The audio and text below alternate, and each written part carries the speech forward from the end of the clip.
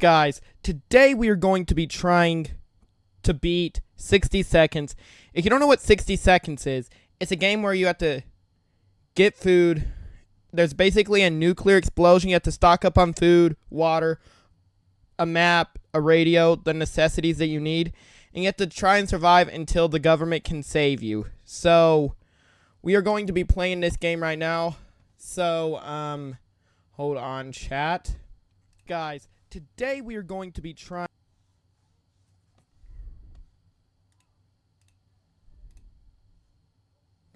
Alright, hold up, chat. Hold up.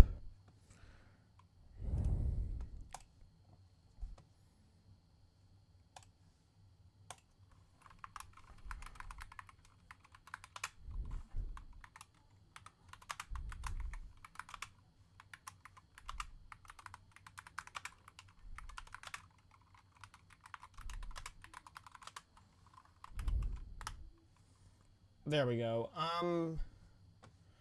Alright, I'm gonna get the chat up on my phone.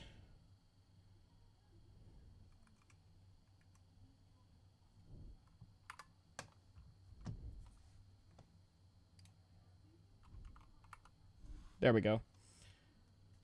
Alright, so...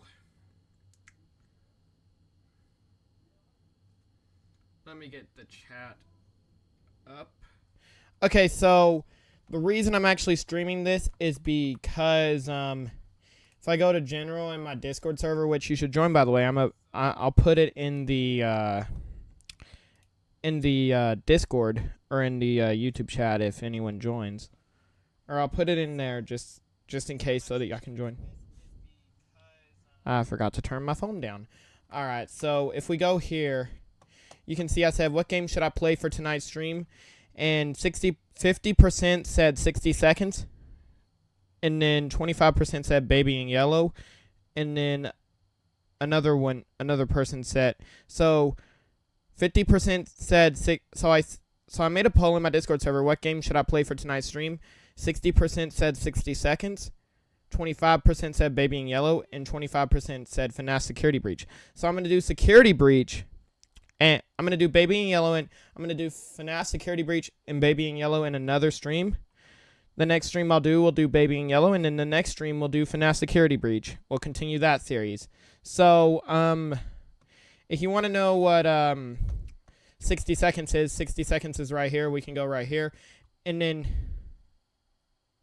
as you can see, 60 seconds. Delirious, Ted, Mary Jane, and Timmy return to the face of the nuclear apocalypse in this new remastered edition of the classic Atomic Adventure. 60 seconds re-atomized, featuring 4K support, refreshed 2D graphics, and hand-drawn 3D textures. Now, new interactive menu, improved UI system, and a technical refresh, and of course, new content. So, it's basically a survival game. And if you know anything about me, I'm terrible at survival games. So, I am terrible at survival games. So, I think this will be pretty fun to play and see if I can, you know, like, actually beat the game. So, let's do this. I'm going to open the game and, we will be set.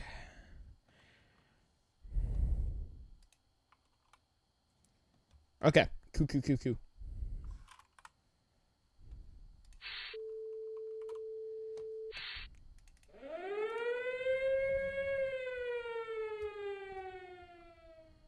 Are we ready? Man, this music brings back memories, man.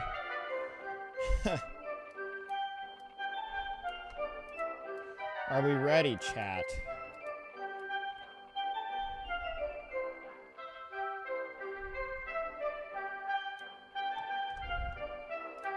I am terrible at survival games, like I said. So, I'm going to try my best, everyone. I'm going to try my best. I'm so bad at these types of games.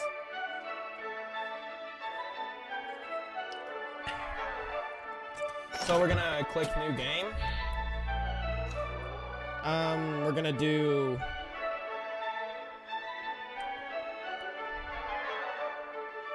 Okay, so we got this atomic drill, survival, challenge, and scavenge, and then we got apocalypse. So we're gonna do apocalypse, Ted, and we're gonna do easy mode.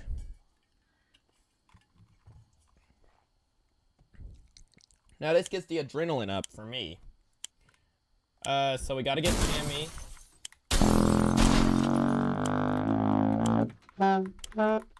How do I pick up stuff? I might need to learn the controls. What are the controls? Hold on, I'm dumb. Hold on, I'm dumb. Let me look at the controls.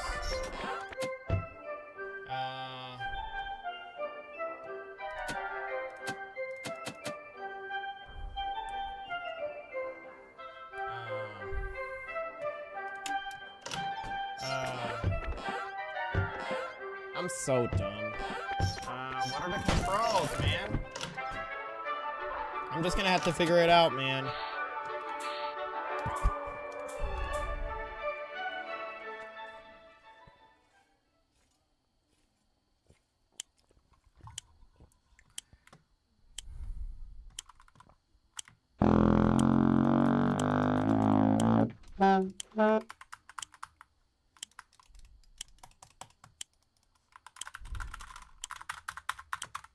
What is the controls, man? Bro,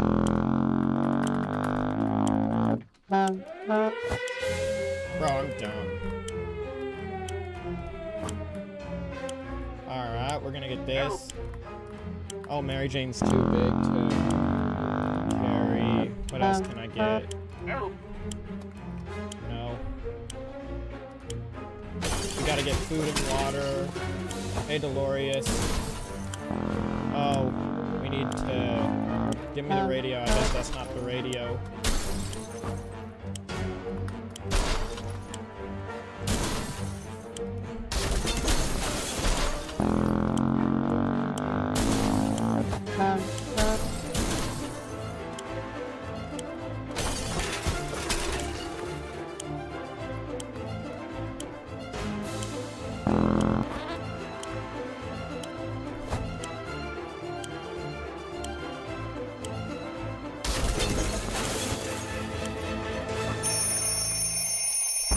Dang it.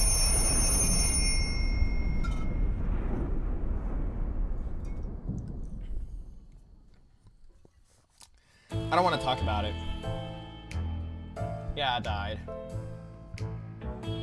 Yeah. Yeah, I got everyone but me. Okay. Don't you love it? My family was there without me. Gosh dang it. Dang it, dude. Come on, man. Alright, we got this. We got this, everyone. We got this, chat. Apocalypse. We are doing Ted. We're doing easy mode. Now I know how to do stuff because I'm dumb and I was waiting for the timer to start. So we got Timmy right here. We got some food over there. So I'm gonna grab Timmy right away. Come on. Let me get stuff. Okay, so we got some water right here. Of course I can't get Mary Jane because she takes up 2 spaces for some odd reason. We're gonna get a checkerboard for some odd reason. We're gonna get this. We're gonna get Mary Jane. She takes up 3 spaces apparently. We're gonna get the hammer. We're gonna put this in here. We're gonna get this. I can't get my wife yet. Sorry, wife. Sorry, wife. Can I get my wife now? Here, Mary Jane.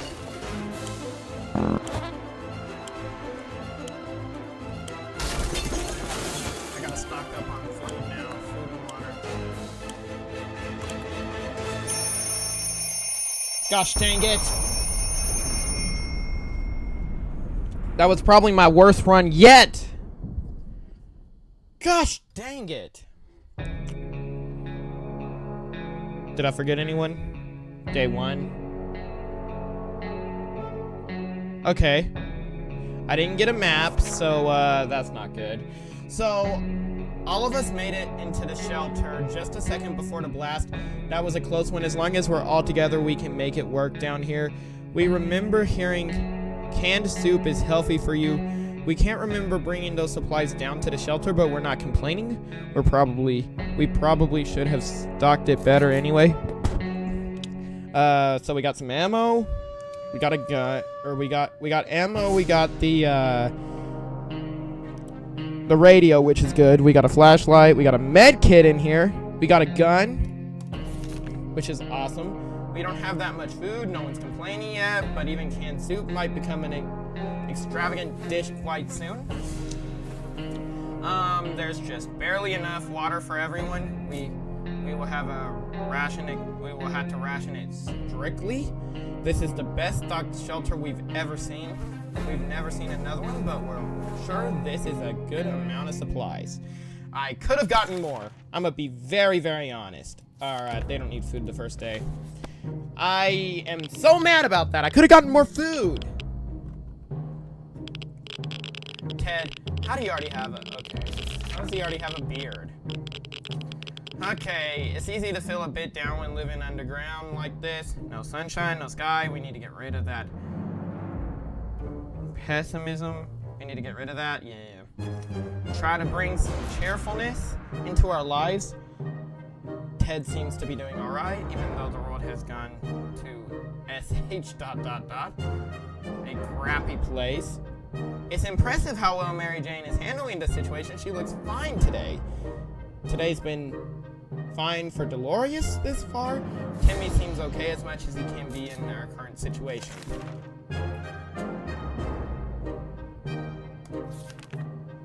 Yeah, let's get ready for scavenger. Alright.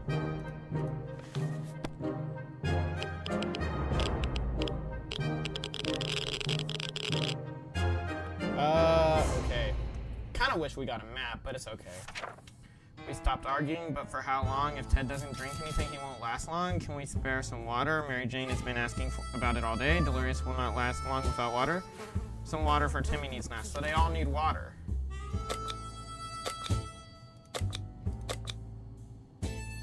Okay. They're not complaining about food. I heard... So, I played this game a little. Timmy usually does do a good job. Let's let him go with not the radio, we need that. A gun, he better not break it.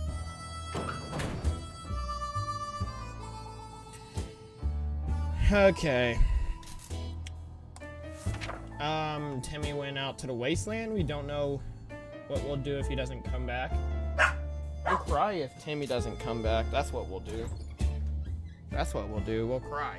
Ted is no longer thirsty. Mary Jane is no longer thirsty. Dolores is no longer thirsty. That's good. Okay.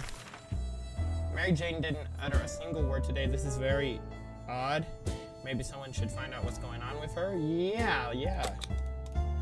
Find out what's going on with Mary Jane.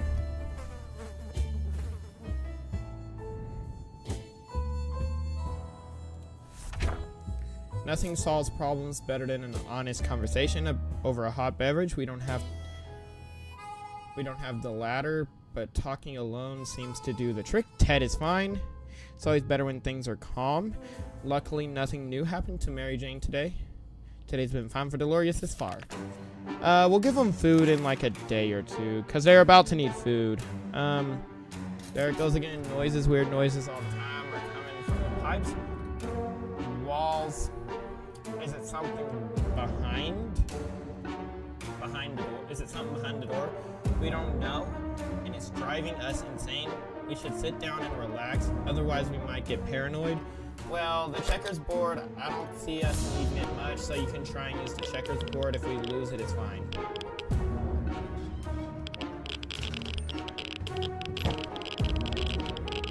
Alright, I'm probably about...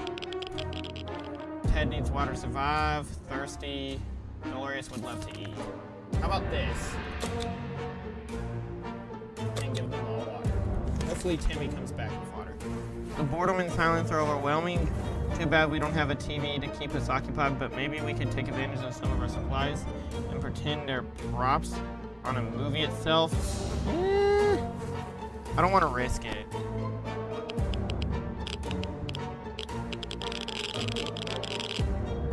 Alright, so Ted and Mary Jane seem let down, but we have more Ted and Mary Jane seem let down, but we have more important things to do than playing theater right now. Ted is no longer thirsty, Mary Jane is no longer thirsty, Dolores is no longer thirsty, Dolores is no longer hungry, which is good. Alright, we're good. Ever since we jumped into our fallout shelter, we've been wondering about the... Ever since we jumped into our fallout shelter, we've been wondering about that other door in the shelter. Should it even be here? Where does it lead? It's high time we checked it out. Yep, use the flashlight. Don't know what a flashlight's gonna do except light up the way. What if something's in there? It's not. That would not be very good news. So, we inspected every corner of that room and found nothing. Well, that was a waste of time. Ted's fine. There isn't anything new bothering Mary Jane. Life is hard for all of us right now, but Dolores is in a good mood today. We hope it'll stay this way. It has become more difficult to breathe in the shelter. Over the last couple of hours, we suspect there is something wrong with the ventilation. That's not good. Maybe it got stuck somehow, but how? We need to investigate or we might suffocate. Okay, use the flashlight to suffocate. Or not to suffocate. Use the flashlight to investigate.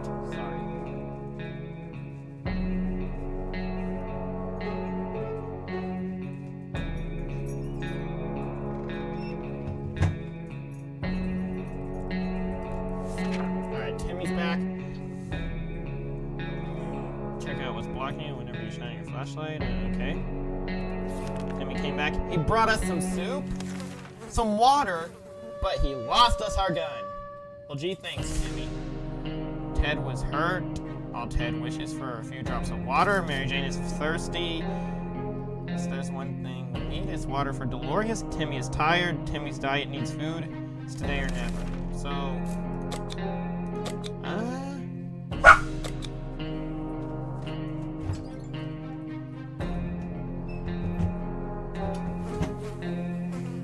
give Ted a med kit, give them all food and water.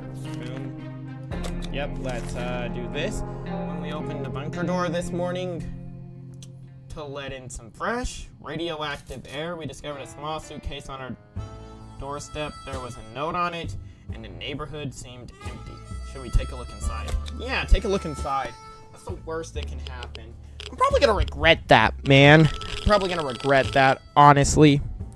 Alright, Ted's fine, hopefully.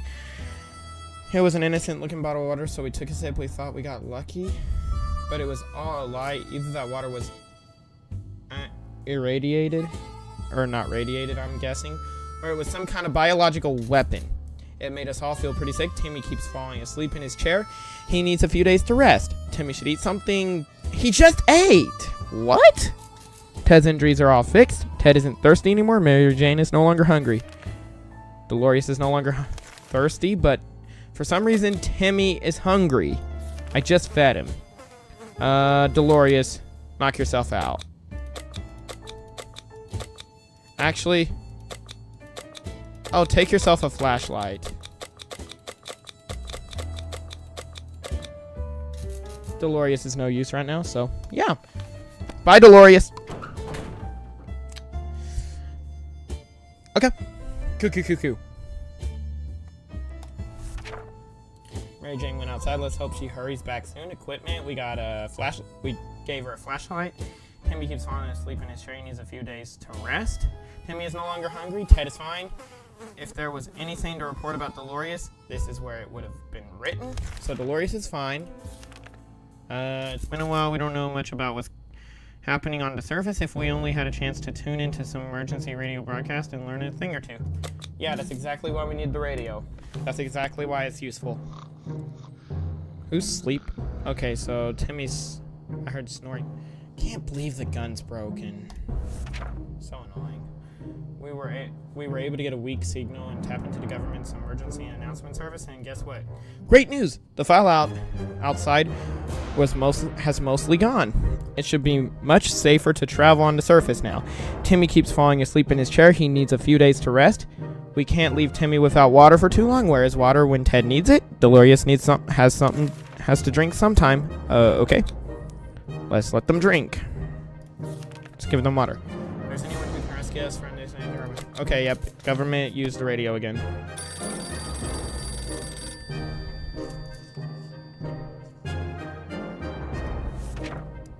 We knew it. The government has not fallen, and they're coming to save us. They didn't give exact dates in their radio transmission, but we're sure they won't keep us waiting long. They said they will be in touch in a couple of days and told us to await further instructions. Awesome! Timmy keeps falling asleep in his chair. He needs a few days to rest. Timmy's no longer thirsty. Timmy should eat something, okay? Ted is no longer thirsty, and Dolores is no longer thirsty. So he needs something to drink. Eat, sorry. Boom. Who should go outside? Dolores, go ahead. Wait a minute. Didn't I just send Mary Jane outside? I didn't even read that. When we answered the phone, we could clearly hear a gasp of relief from the caller. They introduced themselves as survivors from a nearby town of Hill Valley. We had started exchanging information when the call was cut short. Something must have gone wrong on their side. We hope they will get back to us. Timmy is rested. Timmy is no longer hungry. This morning has been calm enough for Ted, and he's doing well.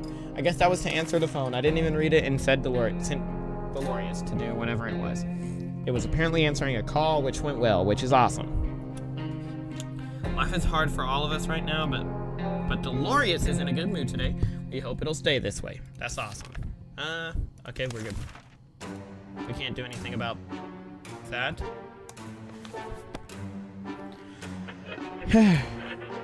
What's that?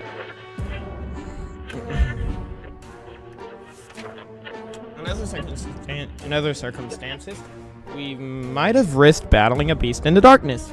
But for some reason, we felt that was not to our liking, so we screamed with terror. The creature was probably more afraid of us than we were of it. It left in a hurry. Ted's really thirsty, of course. If there's one thing we need, it's water for Dolores. It's thirsty. Dolores hasn't eaten. Can't leave Timmy without water. So, food, water, food. Man, we're running out of food and water. What was that? Did radio static just stop for a moment? Let's try tuning in on that signal. I swear, if this breaks the radio, I am going to get so mad. No. Okay, we're good. Radio's not broken. Good. No longer thirsty. No longer hungry. No longer thirsty. We could hear nothing. That's bad. The radio of ours has been silent for the past few hours. We need our news. We need our music. We all agree on that. And if it's refusing to cooperate, we need to meddle with it until it works. That's always what I do. Doesn't really always go well, which is... Well, that's crappy. Our radio's broken. Who needs a radio anyways? Us. Ted says there's no need to worry about him. He's okay. Everything's okay with Dolores, and Timmy is on his best behavior. How long will it last? Who knows? Okay, we're good. Who should go outside? On our way back from the last expedition, we noticed some drawings on a half-ruined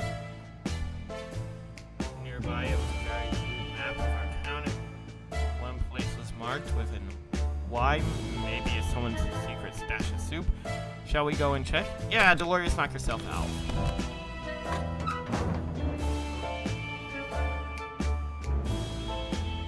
Okay, Mary Jane does not look okay. Okay. Afraid the map was a trap, leading us straight with a handful of bandits. Oh, we got some spray. We got a flashlight. Our flashlight back. 2 cans of soup. Awesome. 1 padlock. Quite hungry, so we need to give... Yeah. What's that in your pocket, Timmy? Oh no. Mutated ants. They're terrifying little mandibles. Almost gave Dolores a heart attack. She wants them out, but Timmy says it's the beginning of an atomic ant farm. One of them has to have it their way, but who? I don't like ants. Ants, especially those fire ants. Dolores got it her way. Timmy reluctantly agreed to get rid of the insects, but once they escaped his pocket, they proved rather hostile. One bit his finger, that's not good. Let's keep our distance in case Timmy decides to mutate and grow a mandible overnight. That would be bad. Mary Jane's hungry. I thought I just fed her. Aren't there any drugs we could give Mary Jane? Mary Jane is still tired. Let's give her some time to recover. Dolores has not eaten for a while. Dolores will not survive without water any longer. Fine, let's give him all food and water. It looks like he's got 1 foot in the grave. He needs to get a drink right now. Timmy's in terrible shape. We need to give him water now. I'm going to give them all water. Chill out, man. Dolores, knock yourself out.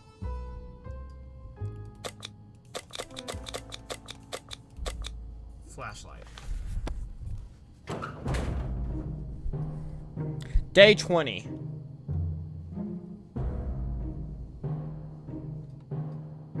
We only have 2 soup cans left, which is not good.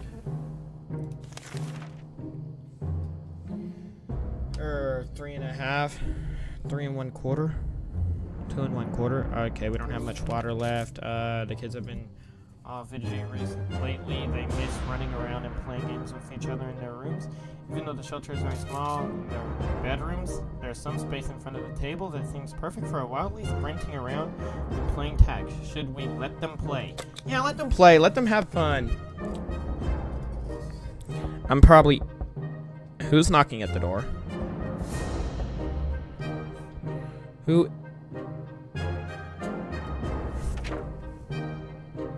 Kids were ecstatic. Watching them play was a real treat. They looked so happy. When Mary Jane pushed Timmy around, he fell face first on an unopened soup can that was hidden in the corner of the shelter behind some empty bottles. What a lucky day for us, and we're sure Timmy's face will be just fine. Ooh, unopened canned soup. That's awesome. Mary Jane's quite hungry, still rather sick. When Mary Jane is tired, she becomes cranky. She should be better in a few days. Hungry, nothing new to report on Timmy. There isn't much going on with Ted. No trouble, nothing new. Gotcha. Get some food. Our sorry excuse for dinner was interrupted by a raspy voice coming from outside saying, "Wanna buy a rock?" We calmed down when we realized the voice belonged to the old man Jim. We calmed down when we realized the voice belonged to old man Jim, who used to live in our town. Well, at least we think he did. We just never quite figured out where he stayed. We should probably answer his question. It's impolite to keep people waiting like that. Get us. Yeah, go ahead. Man, Mary Jane really needs to make it. What the heck happened to Timmy? We opened the door. We agreed, carefully choosing the best look. Oh, he gave us a free rock. Awesome. Is that what happened? For old time's sake, we agreed carefully.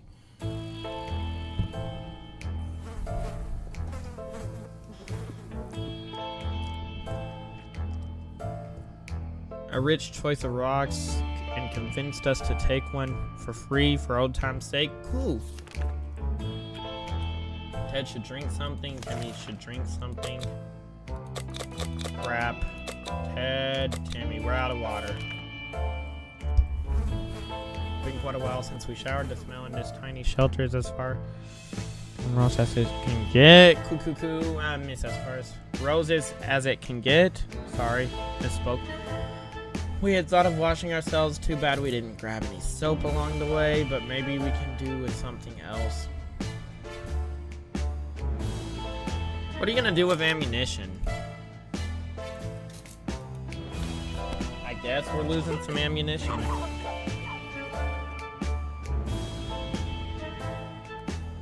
Where's Delorious? Dirty or not, it's not small. It's the smell that's the biggest issue here. Well, we've random, so why not use it as gunpowder to kill the smell? Let's rub it in. Sounds like a brilliant idea. Mary Jane is still tired. Mary Jane is all well now. Mary Jane keeps fainting. We really need to find her something to drink. Well, we're out of drinks, so that's terrible. Ted's not hungry, or Ted's not thirsty. Timmy's not thirsty. Mary Jane is quite hungry. Mary Jane is quite fatigued. Been there, Mary Jane. Okay, let's give everyone some food. I cannot risk my soup can being taken.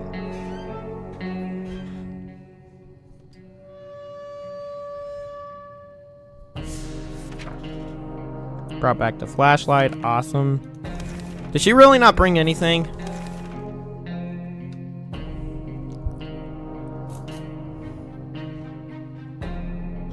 Really?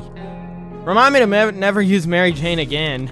Or not Mary Jane, Delorious. Come on, man. Alright, take some food. We don't got water. That's not good. We need to do an expedition. We need water fast.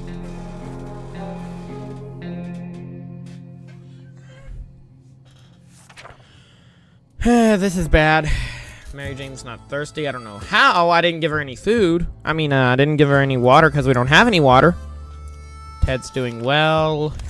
Timmy's on his best behavior. How long will it last? Coo. Ted.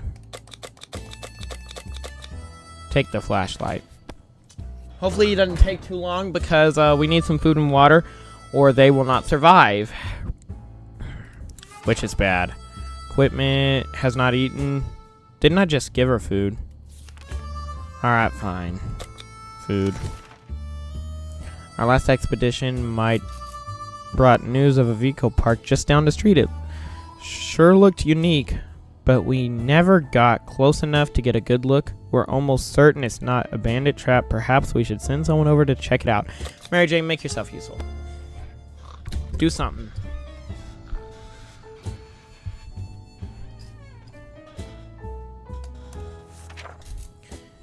A shocking discovery. It was a dirty ice cream truck. It was a little crispy around the edges, and it also was missing some wheels and other critical parts. Okay. Hold up. Delorious has not eaten for a while. Delorious complains she still can't get a good night's sleep around here. Delorious will not survive without water any longer. Well, I don't have any water. Something to drink. I don't have anything to drink. Timmy's fatigued. Timmy's in terrible shape. We should give him water. I don't have water. I'm just gonna give everyone food. You offered us a sample when it... I guess. We're already doomed. Why is there a cat? Where's our food? Well, we're done for. Wow. A coded note was left on the doorstep, also as the numbers. We need to be correct before we can read the letter. Delorious seems eager for this challenge. Yeah, we're already doomed anyway. Ted, please tell me you brought back some stuff.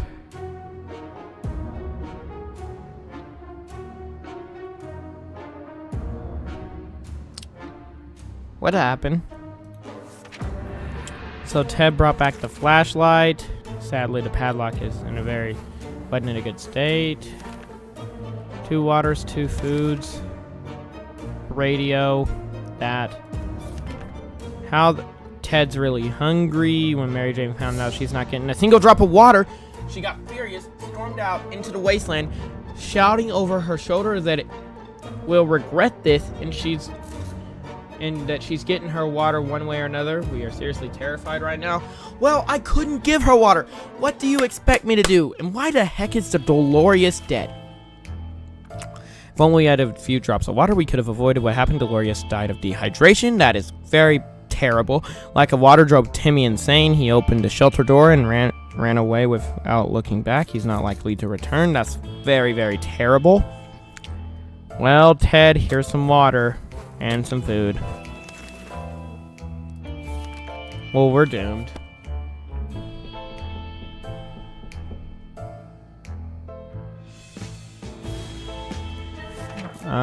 Armed person who murders things for a living. Giant mutated spiders in our neighborhood. We don't want to have anything to do with this stuff. Goodbye, lady. Ted's stomach is rumbling. Ted is still tired. A few days of rest is what he needs. I just gave him food, but okay, here's some more food.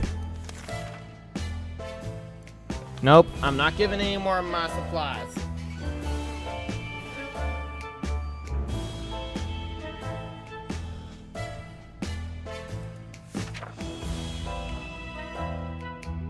We don't think they were real doctors, but just in case they were, we got rid of them quickly before they could start charging us for a home visit. Ted is hungry. How is he hungry? Okay, explain to me one thing. How the heck is Ted hungry? How? I've given him food. I've given him water. I think. He's tired. More time to recover his strength. Awesome. I'm not giving you more food. I've already given you enough.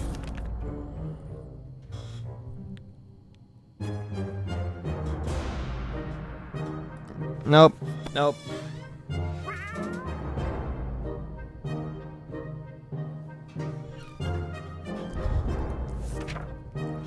Hard to turn down because of that dang cheerfulness. Okay. Stomach's rumbling, tired, needs water. How is his stomach rumbling? Fine. Take some food. Fresh addition to, so we need to keep an eye on it, and believe it or not. Just today we noticed something else on his collar. On its collar. Seemed to be a metal plate with an address on it. It's not too far. Should we take a quick trip and see what's there? Sure. What do we got to lose? I'm already about to be dead.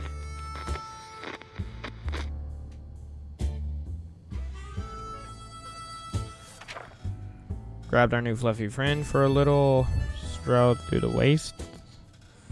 Only immediate to run into a couple gentlemen dressed in trench coats. Fedoras, or that, and some shades. They gritted their teeth at the sight of the cat and said they'd been looking for it. Apparently it belongs to their dear old man who loves it dearly. Before we could utter a word, they took Sharikov, however you say that, thanked us and left. The cat didn't seem to mind, so maybe it's for the best. Ted's no longer hungry. Ted has rested. Thank goodness. Man, we're done. We're doomed.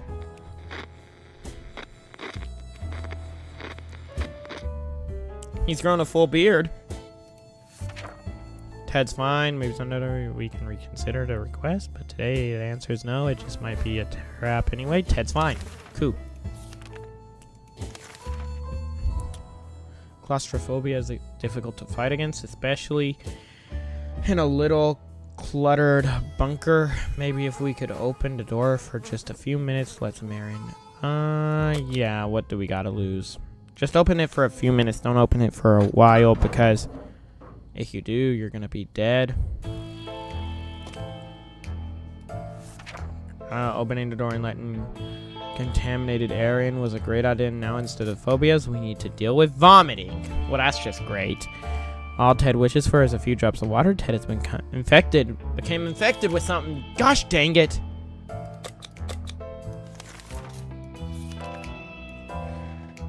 Our supplies are scarce. Our moral is low. That's great. You can almost spell the desperation in our shelter. In the shelter, we're pretty sure there's a small group of survivors nearby. Yeah, talk to the folks.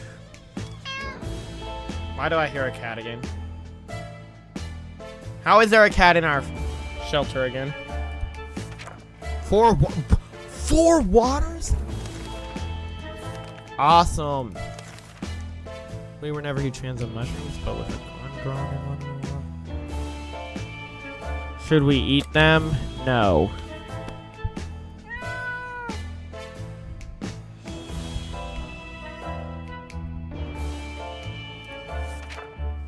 We may be hungry, but there are just some things we will never eat. Wall fungus is one of them. Ted is still sick. I still don't have a med kit. We're gonna give you some food and water, though.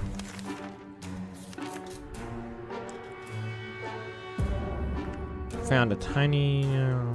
pulled it out. The cat might get angry if we take away the wire, so maybe it's best... Do not examine the wire. Don't take it away. Why is there knocking on the door?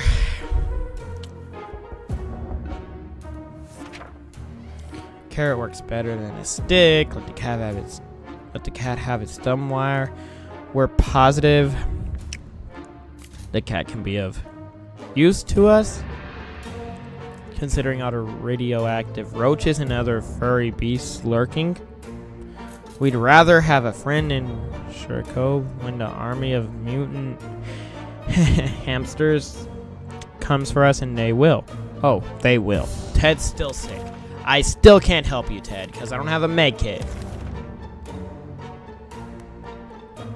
I need the gas mask. No.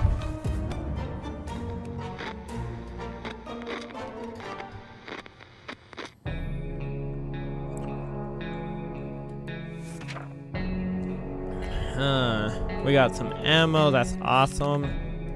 Awesome sauce. Awesome, awesome, awesome. Nope.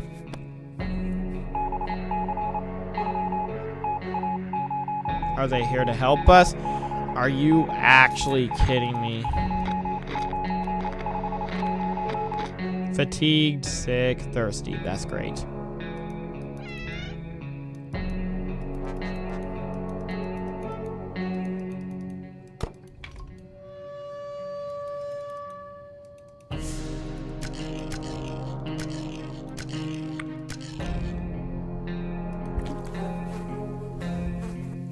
Okay, coo.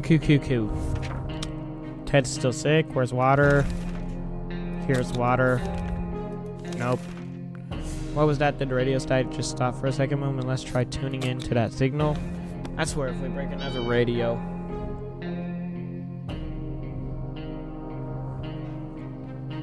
Get anything? Oh, we got our gun back. Let's go. Some survivalist lady. Okay, cuckoo.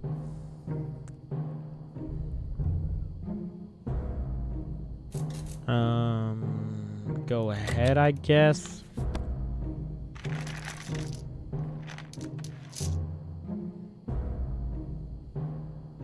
Don't know what that did. As soon as we allowed him to play with the checkerboard, he got instantly bored of it. It did sit on top of for a whole afternoon, though leaving us with no entertainment whatsoever.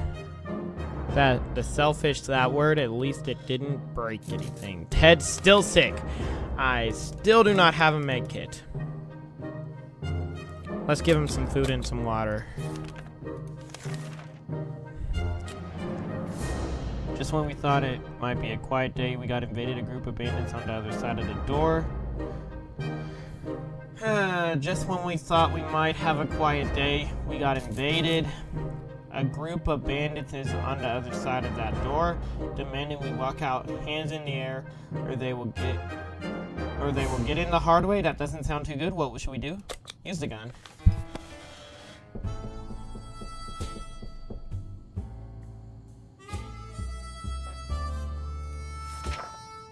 Lost some ammo. Oh, we were able to fight off the bandits this time. But there's no guarantee they won't come back. We need to be prepared at all times. The spare ammo we brought came in handy. Ted keeps coughing and coughing. Well, that's just awesome. Food, water. Can't send anyone on an expedition. We were moving.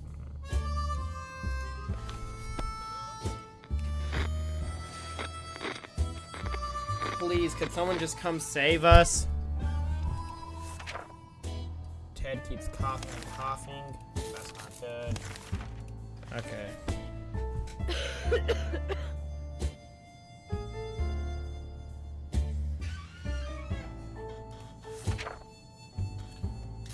should be done about Ted's sickness. Okay, well, can't do anything about Ted's sickness because, no med kit. Why is there someone knocking at our door?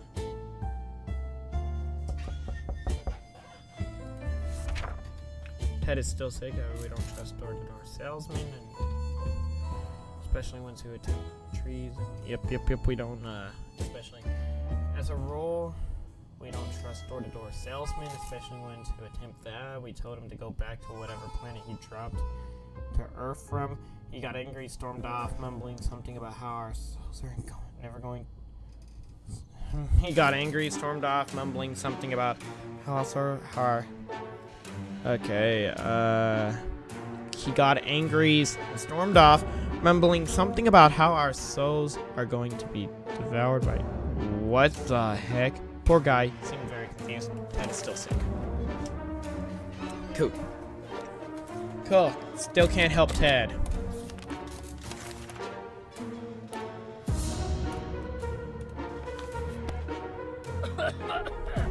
Well, this is not good. Guessing Ted's sickness is getting way worse. Ted hasn't recovered from his illness yet, I know. Food, water. We're out of water now. A band of raiders are at our doorstep. They demand we let them in. This is no game. We either yield or we fight back. There is no middle ground here. Yeah, fight back with that hammer.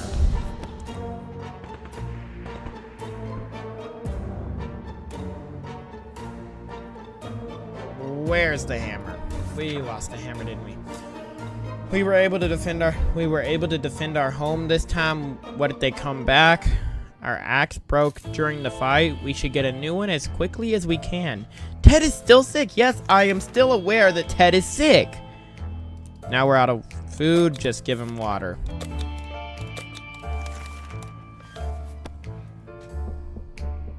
Is someone at our door again?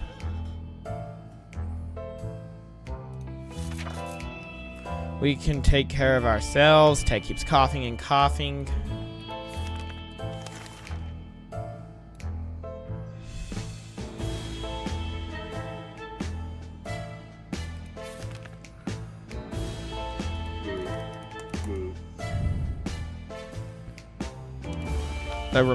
The supplies he requested, we do not have.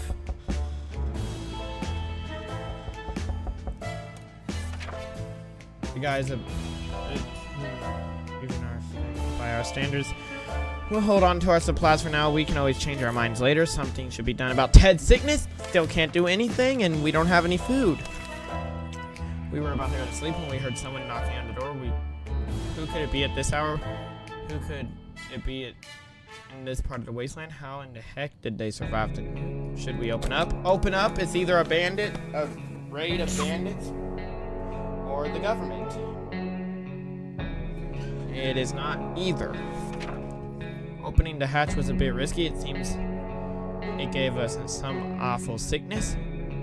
That coughing is driving us crazy. Ted is still sick. Ted should drink something soon. Well, Ted can drink something. Nope. We played a game. List of things you hate and the most, and neighbors kept coming up to our door. Okay, Ted, go out there. Get back in before someone comes into our house. Cool.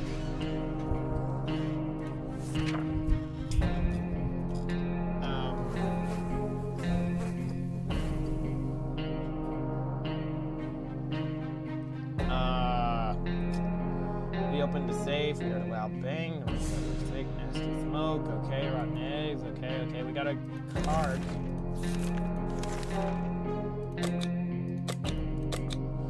Thought we might have a quiet day. We got invaded a group of bandits. It's on the other side of that door, demanding we walk out, hands in the air, or they will get in the hard way. That doesn't sound too good. What should we do? Well, use your gun again. Don't know how much help it's gonna be, but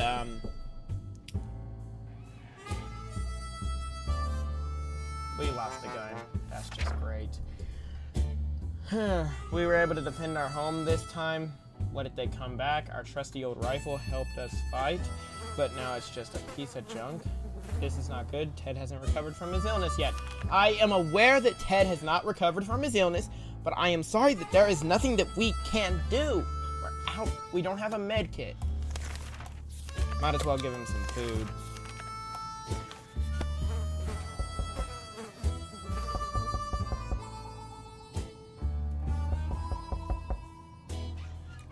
There is no way someone's at our door again.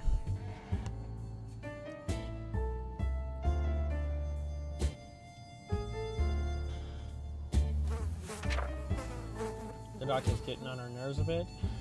The doc is getting on our nerves a bit. Sure, we promised we'd get him some supplies, but it's so hard to give them up.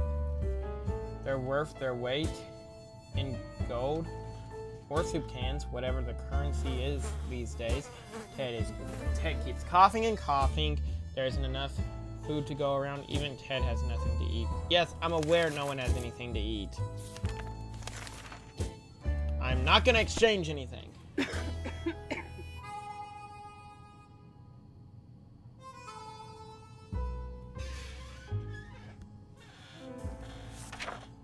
We refused to trade. Hopefully we made the right choice.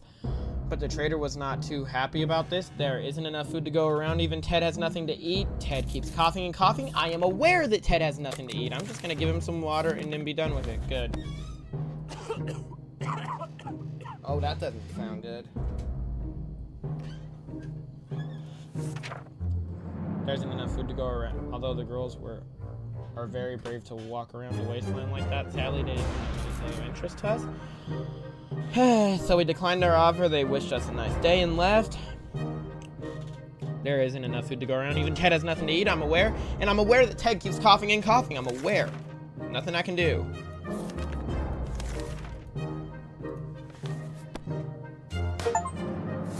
The end. Either we're saved or I'm dead. That's bandits, isn't it?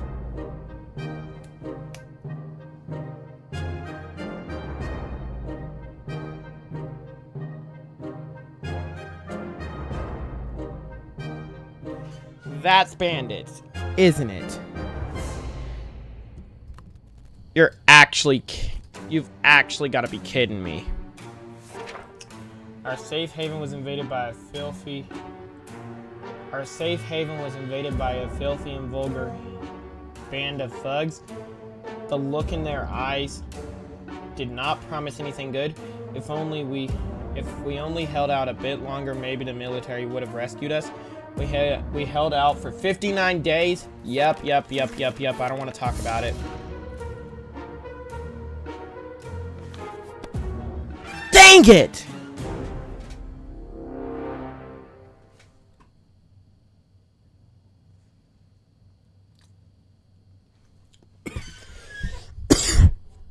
Ugh. You're kidding. You're actually kidding me. I hate this game. I hate this game. Why did I play this? Oh my goodness. I don't know, man. I'm gonna go insane. I'm actually gonna go insane. Yeah, I'm going insane. I'm going insane, dude. I'm gonna go insane. I'll be right back, chat.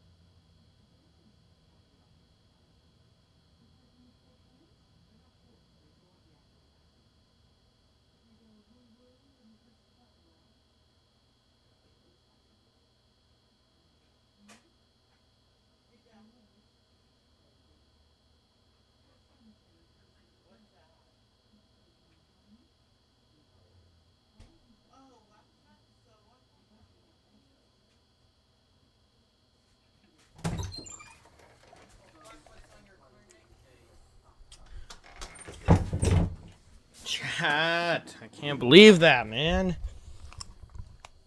I can't believe it. What's in here? Okay. You're actually serious. The controls are right there. Hold up, chat. Hold up. I have an idea. Now, this is actually an idea that my friend James Overload gave me. Actually, let's just do this. I was trying to put my mic in a better position. Whew. So, my friend TJ had a very good idea. And, I'm going to make a tab in my Discord.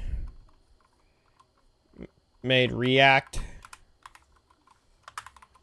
to videos. It's where people in my Discord can give me videos to react to. Now,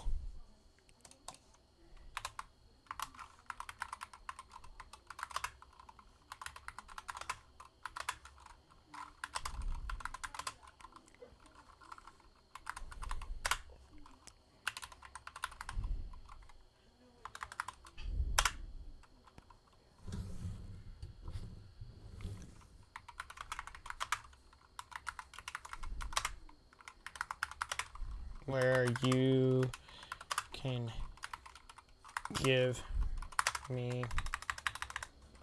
can give me videos to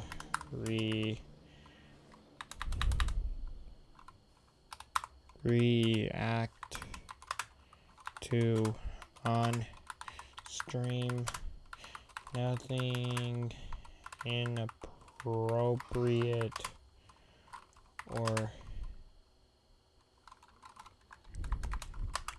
and nothing that can get me banned. This was a idea by @James Overload.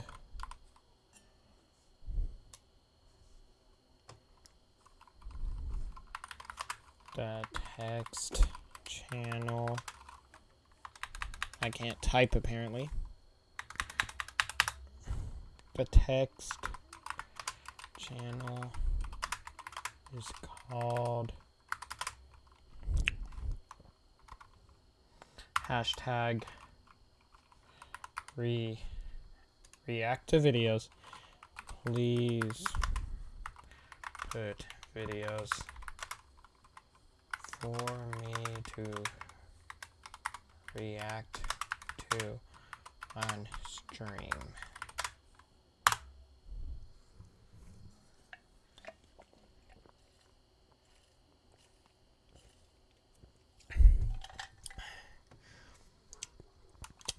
Awesome.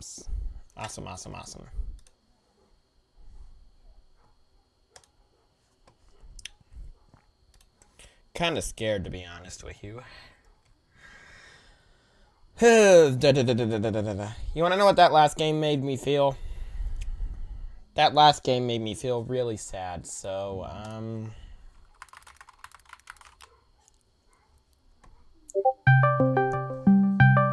James Overload is calling me. Yo. Yo, what's up? What's up? Oh, crap.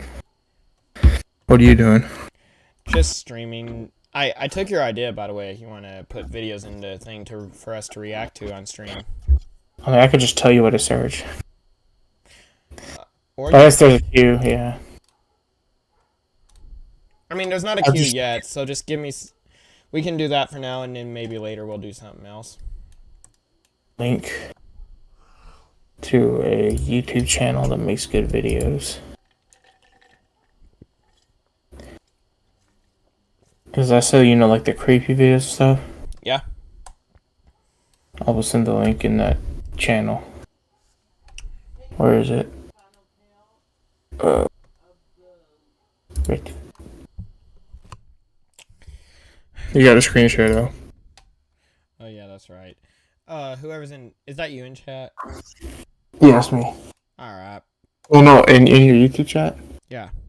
Oh no, it's not me. Then it's someone else. It's me and someone else. It's probably me and me, to be honest. W, watching yourself. Hey. What do you think of 60 seconds? It's a strategy game, and I'm terrible at strategy games. Isn't Yeah, that me right? too. Yeah, I'm terrible at strategies. Strategy games. Let's go to the most popular. Actually, wait, go to playlist. Just season one. Season one. I'll watch a little bit of this. I think These are good. Or get paid. you know what it would be funny to watch on a serious note with you? You know those Starman knockoffs that make knockoff videos? I guess.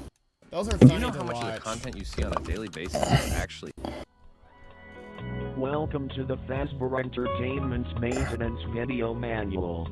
This tape will cover the You have closed captioning on. Hold up. I'm not showing my screen. Oh. instructions on how to clean out your state-of-the-art animatronic characters. Each animatronic has the staple. Welcome to the Fazbear Entertainment's maintenance video manual. This tape will cover the instructions on how to clean out your state-of-the-art animatronic Why would characters. anyone have a state-of-the-art Each animatronic has the same It's for employees. procedure. Huh? First, For employees. align their neck and press the red button. This will Why would you set want to turn them on into anyway? Maintenance mode. Second, press the blue unlock button on the back of the head. Remove the upper jaw carefully, then detach the lower jaw. Third, press down on both shoulders to unlock the shoulder joints. Remove both arms. Finally, take the torso piece and lift it upward until it is completely Why is there a black removed. box around it? Climb inside the torso and accept your death. Wow. Yep, and it goes to the next video.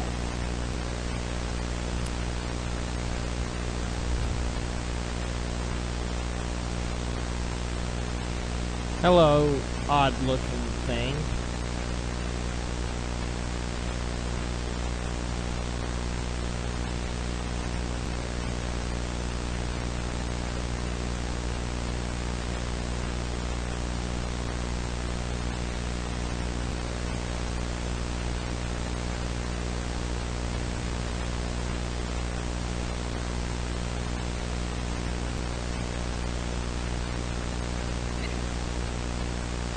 That static's gonna annoy the crap out of me, I swear.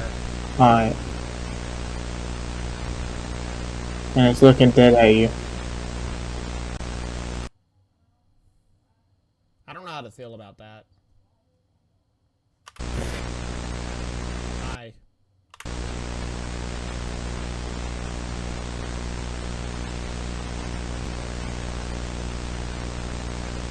It's right behind me, isn't it?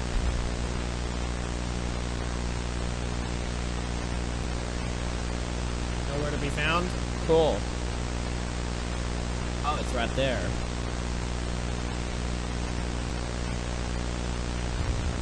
Oh, you're moving now. You've learned how to walk. Now it's just eyes in the darkness staring at you.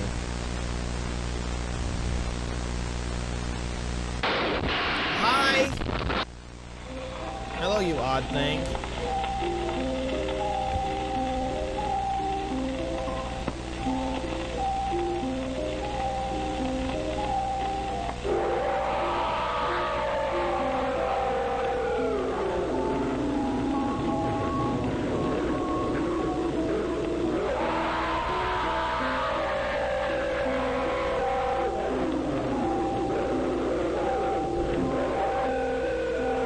Who the heck are you? Do you need a free, easy way to capture your gameplay? Introducing That jump scare did not get me Before at the anything end. That was the moves. worst jump scare I've ever seen. Highlight Yeah, that was the reels. worst jump scare. That didn't Let's even get play me. Left and right speakers are correctly placed. You ensure refer to Bonnie.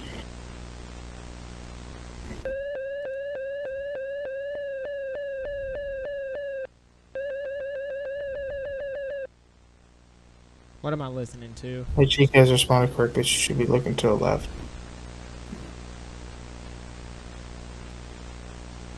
That's the right, actually. Yeah. It was my left.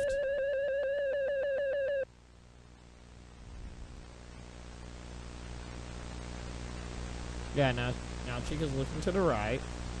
Left. No, That's always. Yeah, because if you're standing in her space, that's her left. okay, fair enough.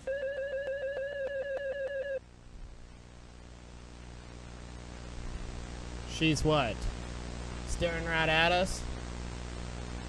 Hi. Did you have a bad day? You look like you've had a bad day. Audio will play.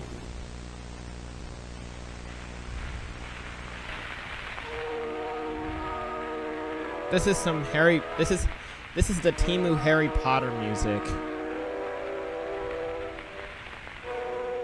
That's some Temu type Harry Potter. Hello again.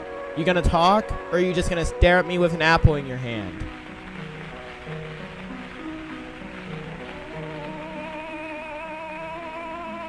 Why are you playing some 1800s? Oh, some 1800s music makes you feel better. That's good to know. Makes me think about birds. I like birds. They are pretty. I'm glad you do, Chica. I'm glad you do. One time I saw a bird sleeping in the snow. That's what bad dreams are about. Your bad dreams are about a bird sleeping in the snow. That's pretty sad. I feel like I'm sleeping in snow and I can't get up. It's too cold for me to do that. Oh, it's a dead kid. That sucks. That's sad. Oh, it's the dead kid talking? Yeah. I need to get into FNAF. I feel like a good thing to react to would be FNAF lore one day. I gotta send you a link to one, actually. A good Yeah. video. Things It's don't by a move Christian in the- creator. In snow, I can't breathe. Okay, well that means there's no cussing. Yeah, I'll do it right now. Alright, guys. I mean, this It can might actually... be an hour and a half long.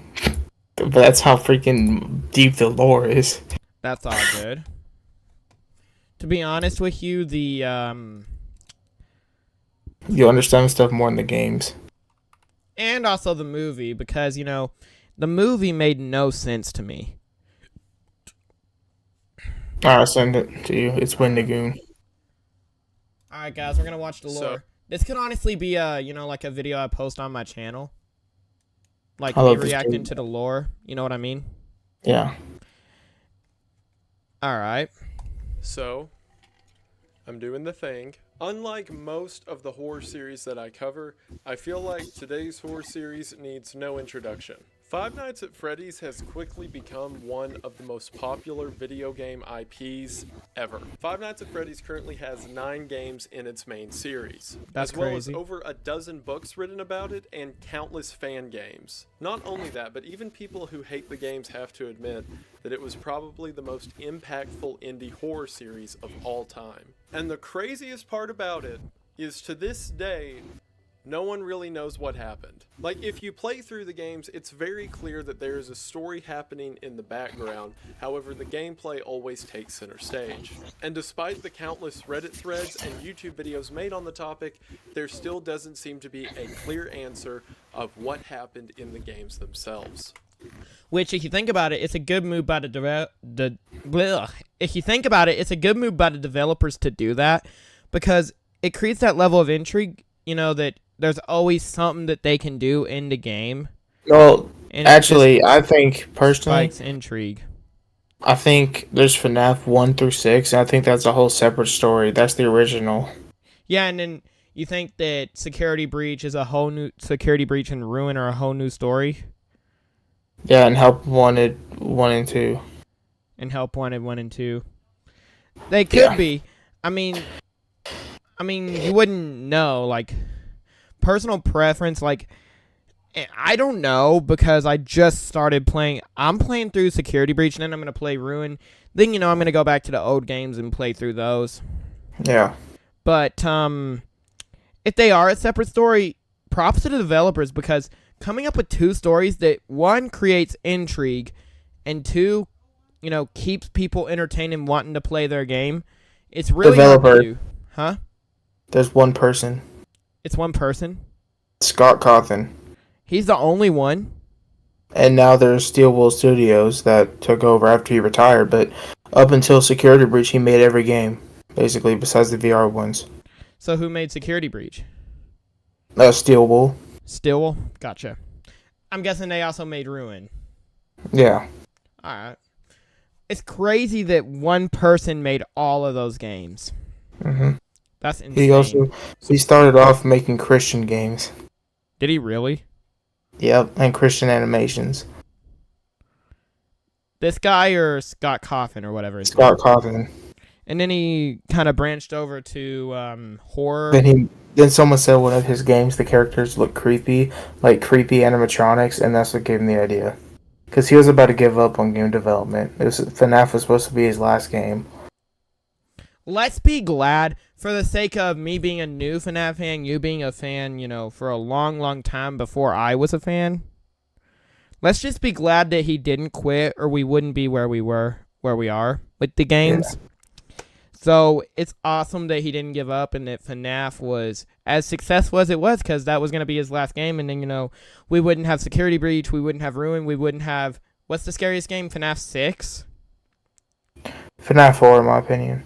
FNAF 4, FNAF, all the FNAFs. Like, if he ended with FNAF, it wouldn't be as far as it was, and it wouldn't be as legendary as it could have been if he quit. Yeah. It's just awesome. So I'm here to throw my hat in the ring and present to you what I believe to be the story of the Five Nights at Freddy's series. See, this video started out, I just wanted to cover the FNAF VHS tapes, because a couple people, specifically Squimpus Oh, we were just watching that guy. Mm-hmm. Grimpus, which is a funny name, has made fantastic horror set within the universe of Five Nights I don't want to talk Freddy's about what by taking Squimpus the McGrimpus story did. He's not a very good direction with person. its own characters Oh. and events. However, after getting all of my You can tell me research off stream. done That's for probably that, not a stream and thing then to tell thinking me. how I would describe it to you all, it wouldn't make a lot of sense. And code word it. Someone who You'll wasn't understand it. familiar with the Code Five word Nights. it? EDP. Oh, okay. What? You understand? Yes, I do understand. That's terrible, though. I'm pretty sure that's what he did. Dang. That's insane. Separate the art from the artist. Yeah. That's what I do. So I Yeah. asked myself, what is the minimal amount of information I need to tell you about the Five Nights series in order for you to understand the VHS tapes? And you're explaining this to pretty much someone who... He's explaining this to someone who doesn't know anything about the series or whatever. Yeah. And that eventually... Probably millions of people. How many does this... 9 million views. There's some people... I'm probably not the only one who knows nothing about it. So... into me breaking down the entire story with all of the characters and major events. So I'm doing great. However, I'm only partially joking on that because I do believe that the Five Nights at Freddy's storyline is a very interesting story that deserves to be told. However, if you're familiar with the series at all, then you probably know that the problem with telling the story is the story itself. See, the story of the game takes place across the first 7 entries. The games in chronological order, or at least my chronological order, because we can't even agree on when the games happened. But in my chronological order, it goes 4, 2, 1, 5, 3, 6, 7. Yeah, and the reason that it's so confusing for newcomers to the series to try to figure out what's going on Like me. is because anytime you search something like Five Nights at Freddy's Theory, you're greeted with videos from 5 years ago, whenever the 3rd game was out, so we didn't know the events in the 4th game were going to happen. But then the theories from the 4th game didn't know that the events of the 5th game were going to happen. So people kept trying to glue together a puzzle because all the pieces weren't out yet. But now I, in the future, with the privilege of hindsight, can put together the puzzle the way that I believe it was always meant to be viewed. Was this before Security Breach? Doesn't matter. Security Breach isn't in this. It's not in the story. And I'm going to True. do that in a kind of controversial way. I want this video to serve, again, not only as my take on the timeline for those out there who are a fan of the series, but also as an introductory point so that new people coming in are able to view all the information and better understand the story. Thank goodness for this video, because probably not. To start off, I said I'm gonna make a quick little video here. Huh? He should have said that. You should look up. Look up on. Just go on a different tab and look up FNAF lore speedrun or something like that. On YouTube? Yeah. Because I bet there's someone that did that and it's like a 3-hour video.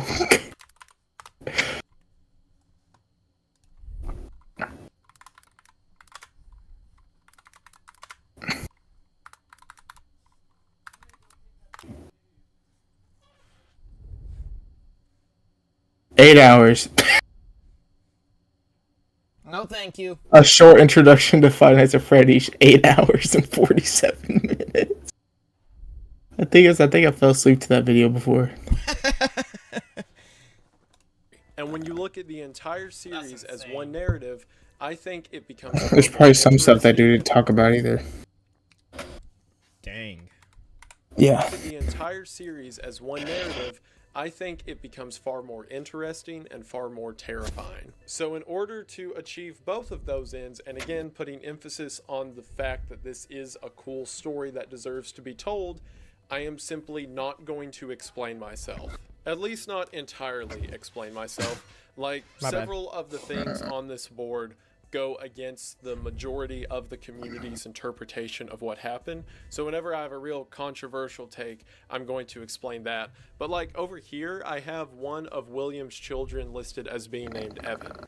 In order for you to understand the story, I don't need to sit here for 10 minutes and tell you about we got the name Evan because in the survival book, which is an accompany book for the games, they found a series of numbers on one page and then added them together by the page number at the bottom and then went over to a letter grid and input those values and got the name Evan. Because if you're not familiar with the series, that's how we found out everything. And again, while I think stuff like that is cool, more people, at least currently, are focused on if his name's Evan or not, rather than the entire plot and story of what happened. And I think that the latter is far more interesting. So I know this has been a long introduction, but there's a lot to explain.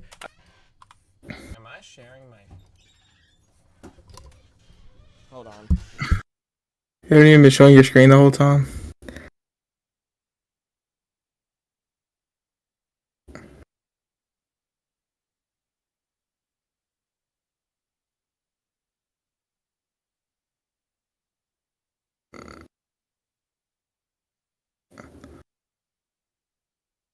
Okay, I was not sharing my screen. I don't want to talk about it. I do know. As always, Do I really have to start it over? Start what? Your stream? Alright, while you figure this out, I'm gonna go get a drink real quick. Oh, I'm good. I watched the first part. It You wasn't... can continue watching. I've seen this video before. I'm just gonna go and get a water bottle. Okay. I'm sharing my screen now.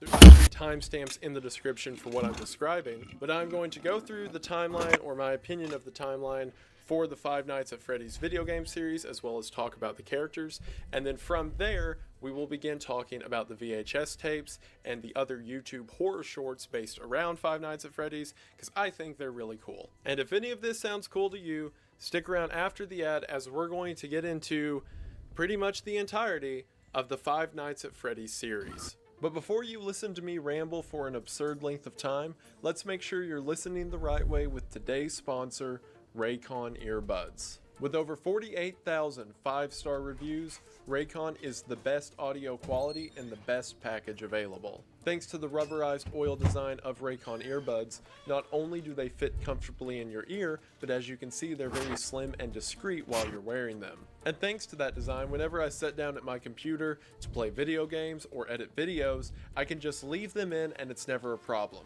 Not only that, but as you can see, Raycon earbuds latch comfortably into your ear, and regardless of how you move your head, they won't fall out. Not only that, but Raycon also offers a 32-hour battery life with 8 hours of playtime, so as soon as you charge them up, you're good to go for the rest of the day. Furthermore, Raycons offer a push button feature on the side of both earbuds, so if you need to skip through the music or pause the music or even pick up a call, you can do that by simply tapping the earbuds and never taking your phone out of your pocket. And thanks to Raycon, if you go to the link in the description at buyraycon.com/Wendigoon, you will be able to get your Raycon earbuds for 15% off. That's right, just go to the link below at buyraycon.com/Wendigoon and you will be able to get this fantastic audio package at 15% off. What's not to love? Thank you all so much for watching the ad, and thank you so much to Raycon for sponsoring the video. It really does mean the most. I hope you all check them out. Link is in the description, and we are back to the video. We are going to go ahead and get into it, but as always, thank you for watching. The first thing to understand about the Five Nights at Freddy's series is that at its core, it's the story of two people. And those two people are William Afton and Henry Emily. Henry and William were business partners, and they went in as partners together on a new branch of children's entertainment. This new style of children's entertainment would be demonstrated on their first business venture together, a restaurant known as Fredbear's Family Diner. With later entries of the series, as many people have pointed out, you could think Apparently I'm of hearing the things. restaurants. Later entries of the series, as many people have pointed out, children's entertainment Fredbear's Family Diner. On their first business venture together, a restaurant known as Fredbear's Family Diner. With later entries of the series, as many people have pointed out, you could think of the restaurants as a sort of Chuck E. Cheese establishment. The kind Chuck of E. Cheese places that would have establishment, singing gotcha. animatronics, as well as arcade games and pizza parties for children of all ages. However, at least in the beginning, Fredbear's wasn't like that. It was a much smaller establishment that boasted two animatronics. The down-to-earth, homey nature of it is even present in the name of Fredbear's Family Diner. It certainly seems like a passion project, not only in the name and very nature of a children's entertainment business, but also in the attitudes of the two owners. From everything we see later in the series, it seems like Henry was the business and managerial side of the partnership, while William was more interested in the day-to-day operations and specifically the construction of the animatronics. What made these animatronics unique, and the thing that set their business apart from other competitors, was the addition of something William dubbed as spring lock suits. The core idea behind a spring lock suit is that it is initially a normal animatronic. However, if someone were to twist the gear on the back of the costume, the animatronic parts would slip to the sides and allow a worker to step inside of the animatronic itself and use it as a costume. Whereas at other establishments, the children would see an animatronic on stage and then a worker would come out to serve them pizza in a kind of dollar store mascot version of the costume. At Fredbear's Family Diner, they could watch the animatronics get off stage themselves and come play with the kids. It seems like in the beginning that was part of the goal for William, to keep the magic alive in the mind of a child. And in the beginning, it seems that they had such humble beginnings that William and Henry were the people running the costumes themselves. Despite being owners, they would take the time to step into their own respective spring-lock suits and go play and entertain the children. Henry would pilot the restaurant's namesake, the Fredbear suit itself, whereas William would slip into the secondary mascot of the business, a golden rabbit costume which would later be known to the community as Spring Bonnie. Perhaps part of this dedication to the project came in the form of their own children. William having 3 children himself, Elizabeth, Michael, and Evan, and Henry having one daughter by the name of Charlie. I know that in the books it mentions Henry has a son as well, however he's never mentioned anywhere in the games, so again, I'm just talking the games, he doesn't exist up here. Something that I want to mention really quick on this timeline is if an event is inside of a red box, that is a definite year that that event happened. there's not a lot of surefire times we get in the series. So the few that you see with the red box are times we know this happened on this date. Okay. The blue boxes are more so guesstimates. There's not times we know this happened on this date. The blue boxes are more so guesstimates. In other words, the thing I'm about to talk about says 1980, but it could have also been 81 or late 70s, or the year doesn't really matter. 1980 is just a guess. Looking at the timeline, we can see that William and Henry started Fredbear's Family Diner around 1970. And then, thanks in no small part to the dedication of the owners themselves, as well as the invention of spring lock suits, a decade later they are able to expand their brand, as around 1980, William opens Afton Robotics, and William and Henry continue to expand the business itself with Fazbear Entertainment, which becomes a sort of industrial chain of Freddy Fazbear restaurants. Things were going great for the two. Henry was continuing to manage the brand as it was expanding, and William continued to create more odd and interesting robotic figures. One of these inventions that we see in the games is a small Fredbear plush that seems to have a camera inside of it, as well as a series of animatronics later dubbed Funtime animatronics that it seems William was building during this time. Everything was going great, and it seemed that nothing would stop the pair from accomplishing great things in the realm of children's entertainment. That was until the accident that happened in 1983. For whatever reason, it seems that Evan was particularly terrified of the animatronics his father was building. And no one's really certain why. People who have gathered information from the books have speculated that perhaps William was purposefully making his child afraid of the animatronics because William knew that they were dangerous. Because, you know, animatronic suits that have, like, wires... Yeah, I'm back. ...holding the animatronic pieces from flying back into place and impaling you, it's called foreshadowing, would be dangerous to go around, especially if... Sorry if you're crunching. I have some chips. House. I don't think you will, Games, because I have noise canceling. William had put cameras throughout his house so that Yeah, while he was good move, working Tom. on his animatronics, he could monitor exactly what his son was doing. In the meantime, Evan's older brother, Michael, began to torment Evan over his fear of these creatures. I'm scared of the creatures. I wouldn't want my brother doing that. Like, just imagine. Like, I know it wouldn't scare you, but it would scare me. Imagine you're just sleeping in bed. Like, you know when you have a fear and you start to see things? Especially when you're in the dark. Imagine, or you have a dream of it because, you know, you're scared of it. Like, imagine that, imagine you're so scared of either Freddy, Bonnie, etc. And because, you know, your dad was making you scared of them so that you wouldn't mess with the animatronics, or your older brother is, you know, messing with you over it, wouldn't you see Freddy in a dream because of how scared you are of it? Uh-huh. It's just terrible because if you're scared of something, it's gonna appear. It might appear in your dreams, more than likely. If you're too scared of it, I mean.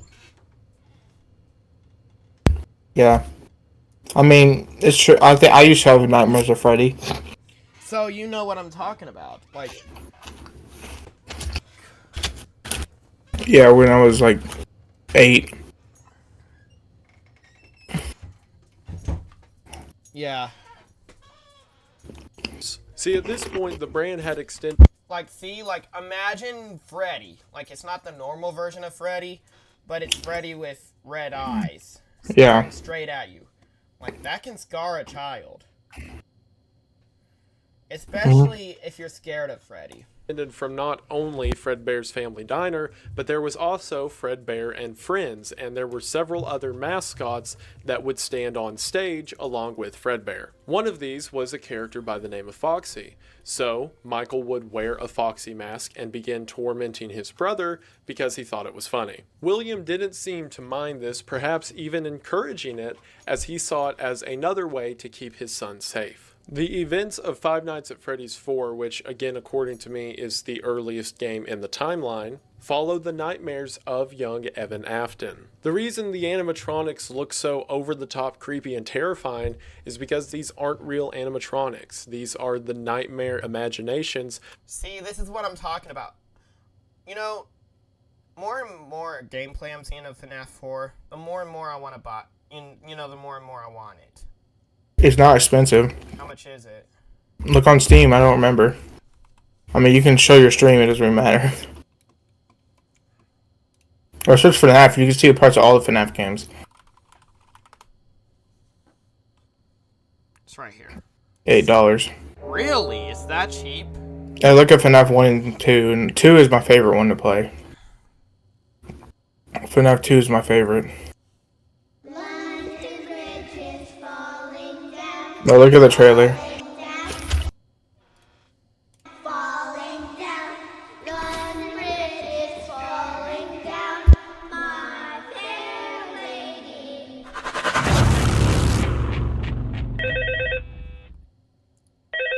Who's calling me? Hello? Hello? Well, if you're hearing this, then chances are you've made a very poor career choice. My career choice is none of your business. You hear that? My career choice is none of your business. Having back and forth with the characters.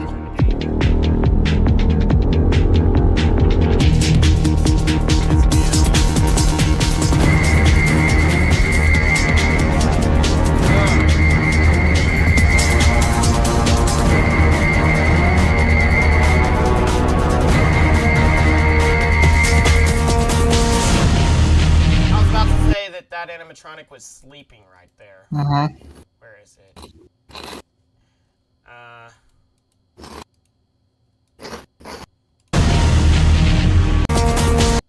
That animatronic's wanting to sleep.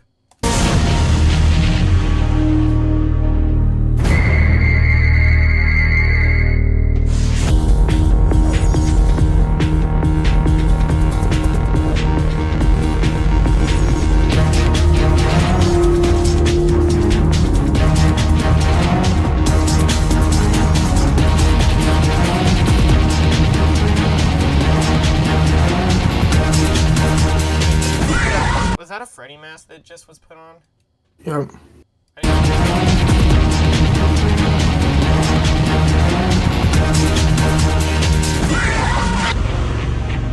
That's at Freddy's 2.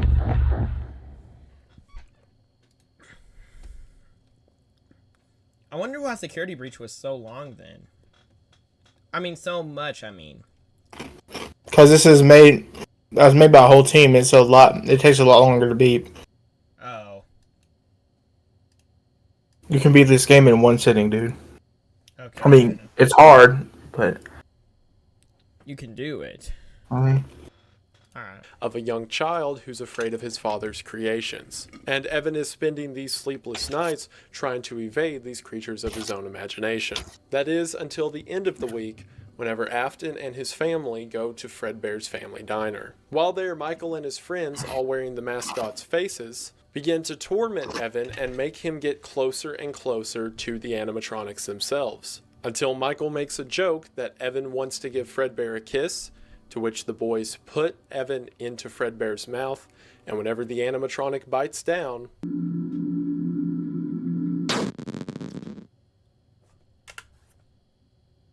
He died? Bro. Nah, he's still alive. He looks dead. His head got crushed, dude. He just said that. I know, but it looks like that. Wouldn't that kill you? Yeah. So he's dead. Evan doesn't Wow. die yet, at least not immediately. His family rushes him to the hospital where he remains comatose for the next couple days. In the final levels of Five Nights at Freddy's 4, it's possible when looking back at the bedside to see things like a hospital IV bag or flower pot. Not only that, but the nightmares within the final nights of Five Nights at Freddy's 4 transition from being the general different animatronics from the restaurant to just nightmarish apparitions of Fredbear himself. While Evan is lying in a hospital bed, we hear Michael tell Evan that he's sorry and ask for his forgiveness. Now you're sorry, right after your brother's about to die. Too late. Yeah. I mean, it's not too late for him to forgive him. It's too late for him to, almost survive. Until the Fredbear plush tells Evan that he's sorry and asks for his forgiveness. Until the Fredbear plush itself begins to speak to Evan. As established earlier, this is one of William Afton's camera plushies, so it's safe to assume that this is William speaking to his son. In his final moments, we hear William say that it's going to be okay and that he's going to put Evan back together before everything fades out and Evan seemingly passes away. Now, if you're a big aficionado of the series, you may disagree with that placement in the story.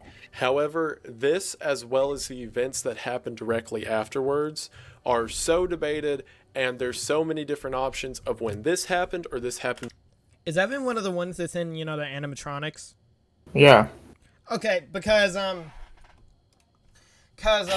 will tell you, as someone who has never seen something FNAF, I'm gonna look this up real quick. In the movie, which, by the way, another movie's coming out. I'm so excited for that.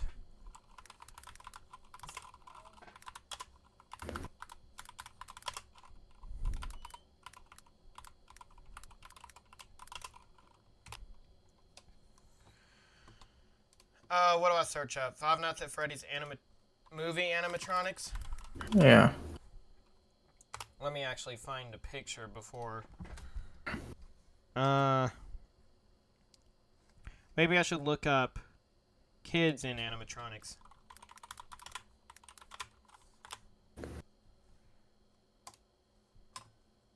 Okay, this is kind of a creepy. Evan is not one of those kids though. Okay, so crap. Because the animatronic that Evan's in, he is not in the movie. Okay, so I want to show this real quick because when I was watching the movie, I'm showing my screen again. So when I was watching the movie, there's a certain scene in the movie where a bunch of kids are in a forest, and if you've seen the movie, you obviously know that they start to hurt, you know, the new security guard. So,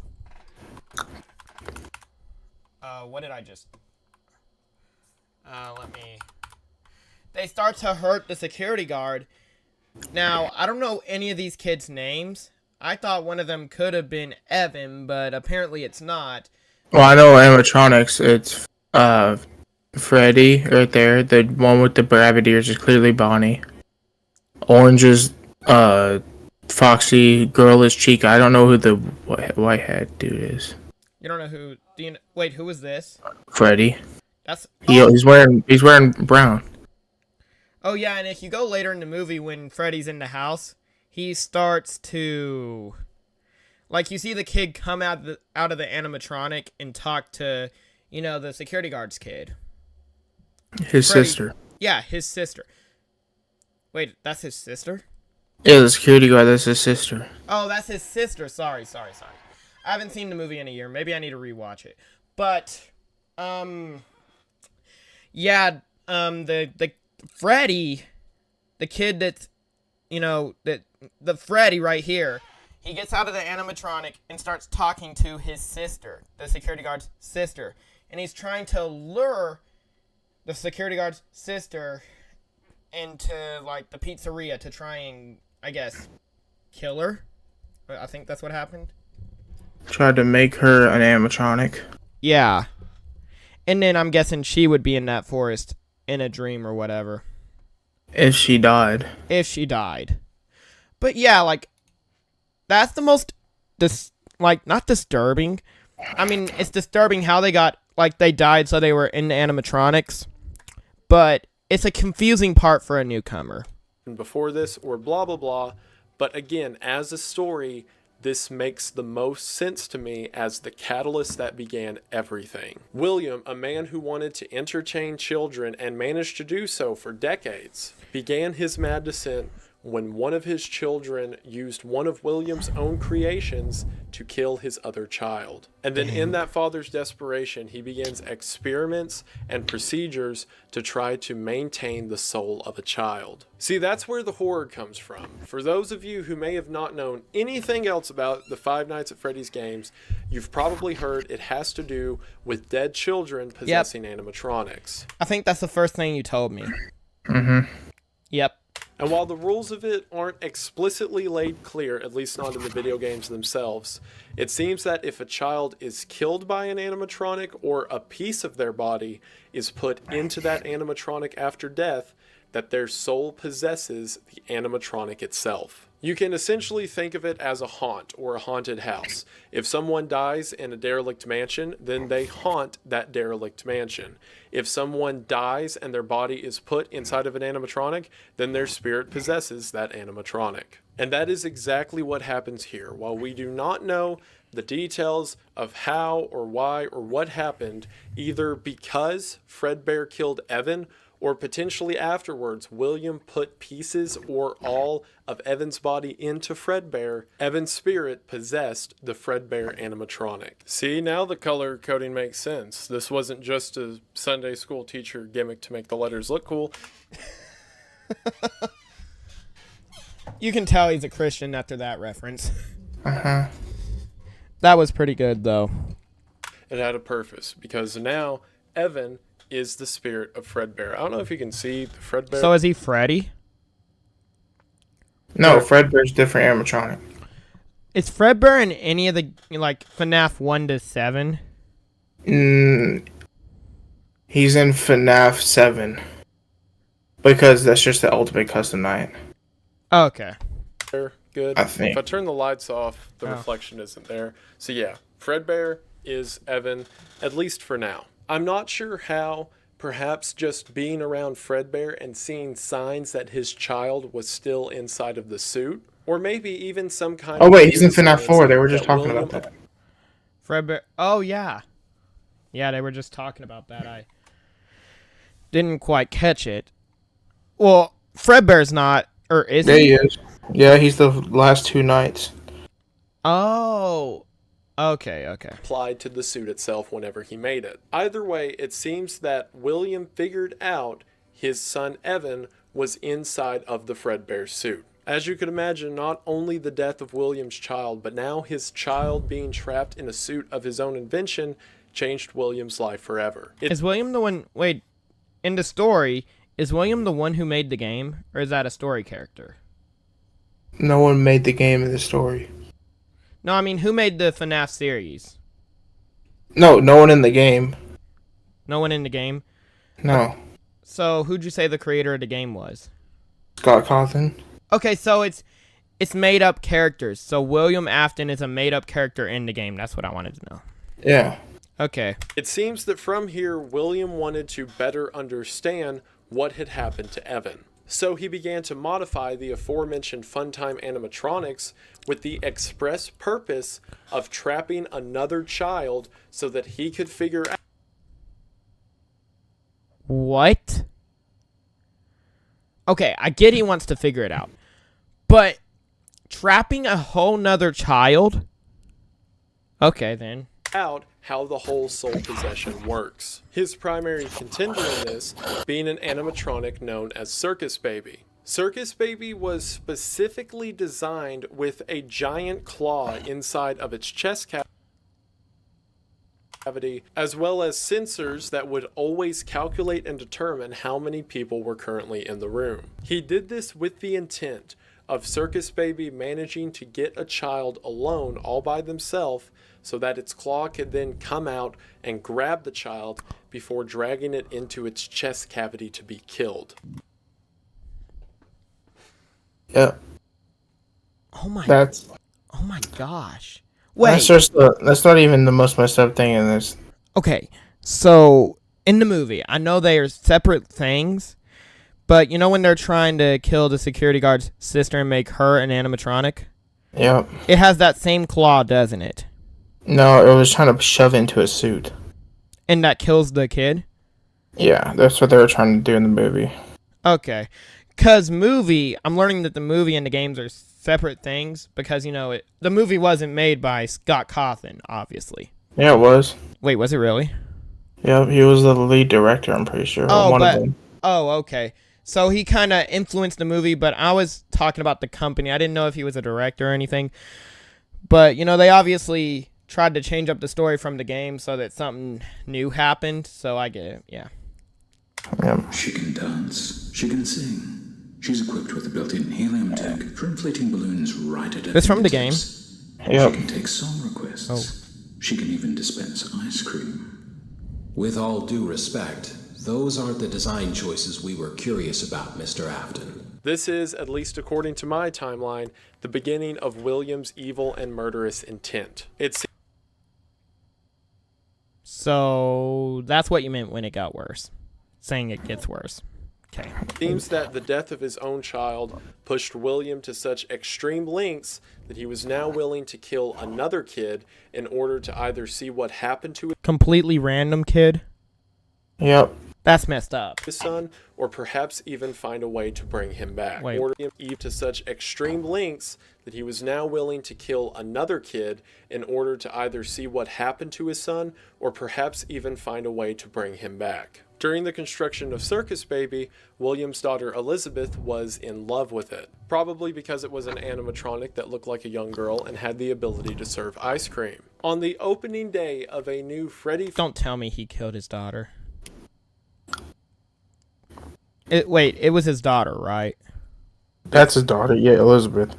Elizabeth, gotcha. Fazbear's sister location, known as Circus Baby's Pizza World, Elizabeth managed to get away from her father and go see Circus Baby all by herself. The Circus Baby animatronic, calculating that Elizabeth was the only one in the room, put out a piece of ice cream to serve her before grabbing her and bringing her into her chest, to which Elizabeth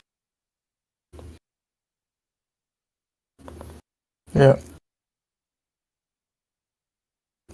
Yeah, dude, FNAF looks like a kid's game, but it's not.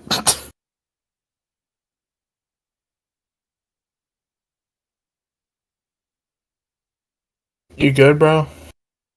My mom keeps coming in. Oh. Yeah. So it does look like a kid's game, but it's really not. That's what Yeah. I'm learning. was killed. Wait, hold up. Hold the phone. know I'm that- going back. Room, put out a piece of ice cream to serve her before grabbing her and bringing her into her chest, to which Elizabeth was killed. Two Yep. of his kids have now been killed. Yep. Wow. He didn't do it on purpose, True, he did not. except for the random people. on stage Except for what? The random kids. That was he did on purpose. There were random kids he did. Yeah, he did kill some random kids on purpose. That should get him taken to jail. Okay then. It wasn't for very long. That's not right. But okay. That's not She's right. explaining what happened. Oh, okay. So And bringing her into her chest, a piece of ice cream to serve her before grabbing her and bringing her into her chest, to which Elizabeth was It's a killed. baby talking, by the way, the animatronic. really? Right here, yep. That I was on stage Oh. once? It wasn't for very long, only one day. I would always count the children. I'm not sure why. I was always This animatronic acutely or Emily? aware of how many Animatronic. there were in the Oh. room with me. There were 4, then 3, then 2, then 1. Something happened when there was 1.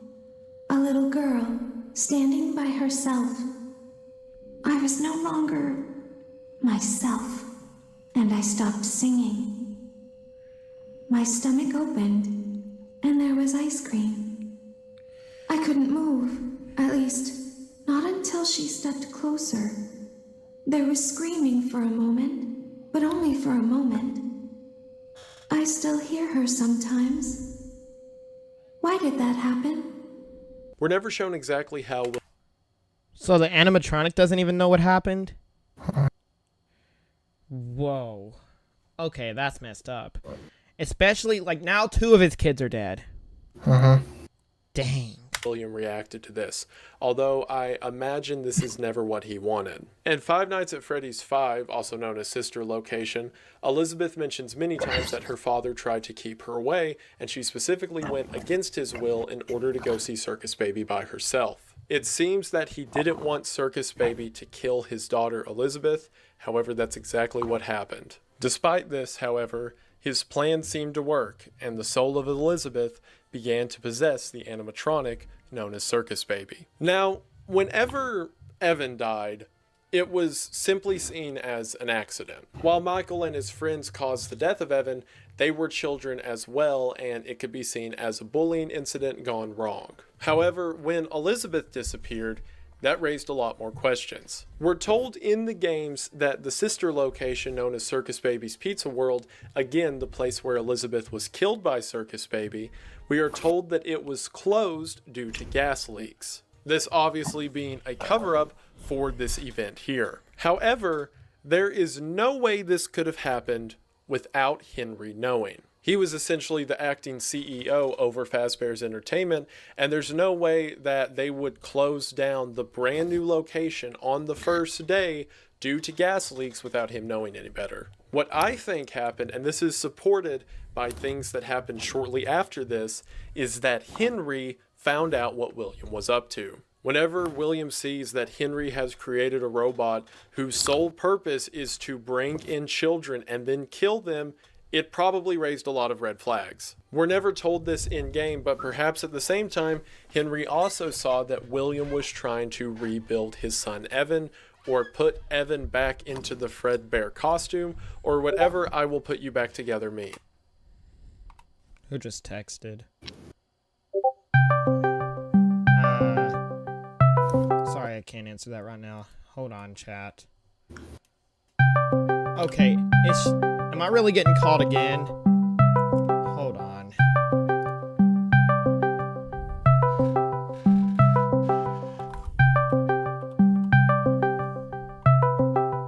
I don't care that you're live join.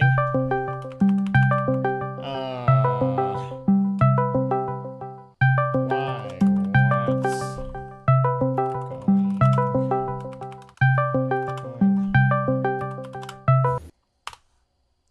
Because I can't really join right now if I'm live. Why is my screen showing again? I just want to talk on stream. Bruh! Just invite her to the call, guys. Okay then.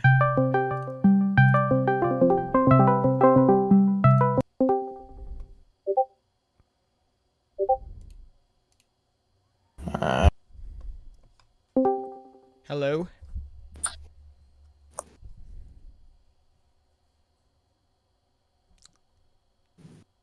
Okay. The awkward silence is actually crazy. It was crazy. It is crazy. So what's up? You just want to talk on stream? Yeah.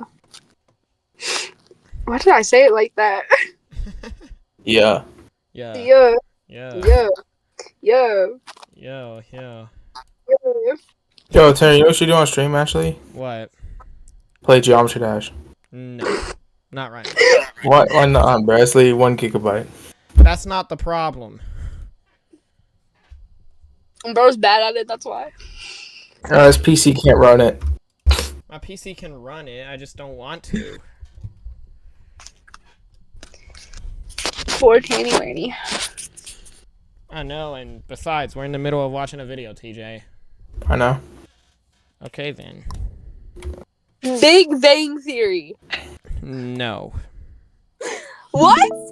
Wow. Okay. Screw you. What's wrong? What? What? I said Big Bang Theory, and you said no. There's nothing wrong with the Big Bang Theory. I just said that's not what we're watching. No, I didn't say that's what we were watching. The Big Bang Theory, the show, or the theory?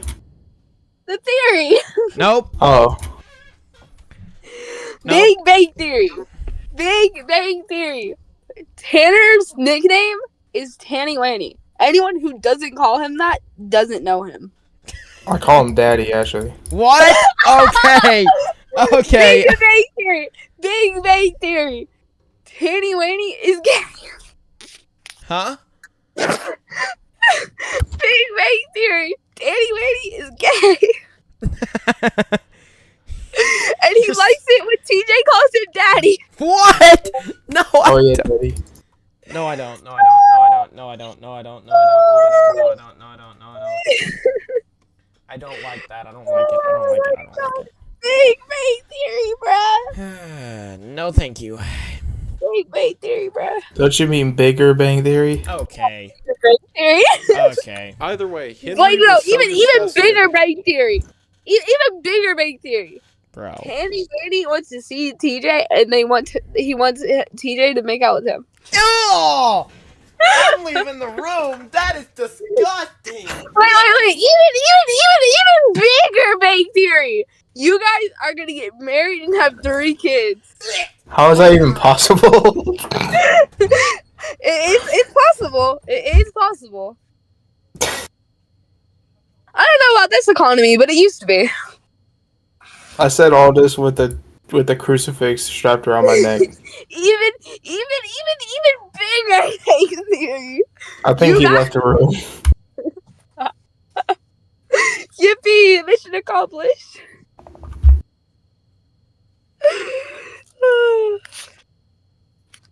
Yeah, Tanner's part getting his Bible right now. Taco said, I just did someone say gay and daddy. Wait, what is happening? Taco, what's happening is I'm messing with Tanner. Yeah, Tanner's taking sorry eyes. That's crazy. Taco, no, this is not Eclipse. This is a random stranger.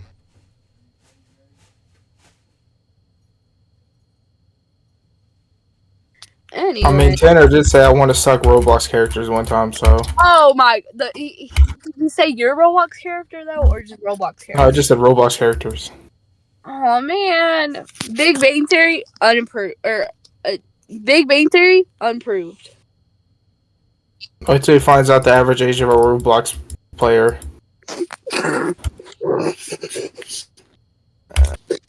That's actually crazy. Bro really left.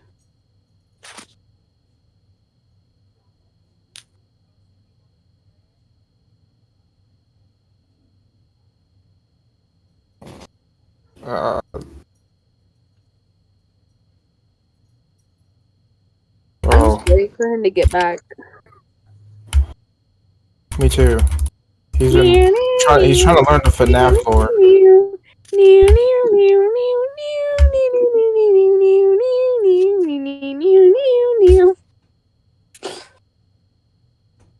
Gotta play the Jeopardy music.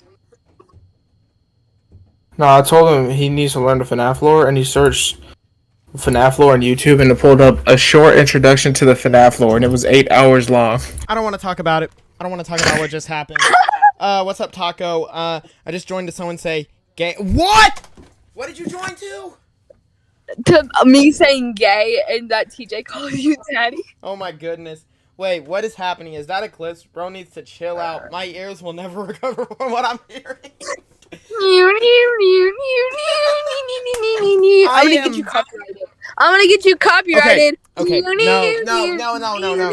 I am so sorry. I'm so sorry. Okay. No. I didn't even copyrighted music. Sorry, I Taco. know. Sorry, Taco. It's not my fault what they're saying.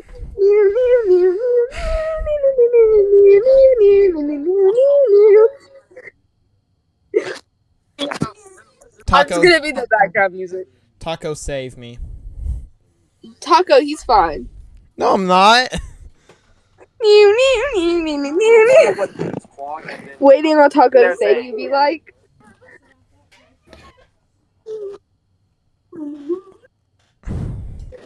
Anyway. No. We're just gonna watch the video. At least by what he saw was I don't wanna Circus talk Baby, about it. that he kicked William out of the company. Potentially, what? I'm Henry going never to. alerted the authorities. I'm listening to it because I've already heard this. I've already seen this video. I'm gonna play a horror game while you play. Taco, are you actually kidding me? Oh.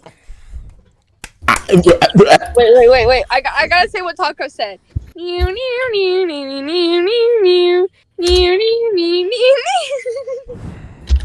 It's what Taco said. Save me. Somebody So- save me. He's fine, guys. Sure Because thing. for one, him and William had been friends for at least 10 years, and two, William's actions has caused the death of What do his you talking own about? What do daughter. you mean So save you? perhaps Save Henry saw me! No, I'm the one who needs to be saved. You're fine. I'm the one who needs to be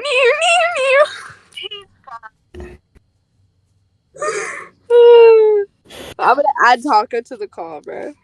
What? I'm gonna add Taco to the call. What? No, wait, what?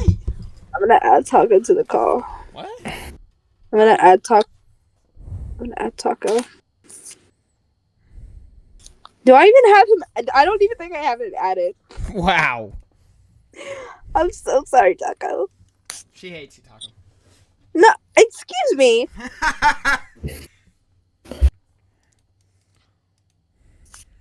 Yeah, I don't have him added. That's not by choice, Taco. Blood is studying. FNAF lore is crazy. Well, hey! In my defense, Bruh. I know nothing about the game. Yeah, because you're fucking 85. That's not by choice. I'm not 85, by the way. Bro went quiet. I'm not 85. I'm sorry, Tanny Waity. I had to. I'm sorry. I'm sorry. Please forgive me. Please forgive me. Please forgive me.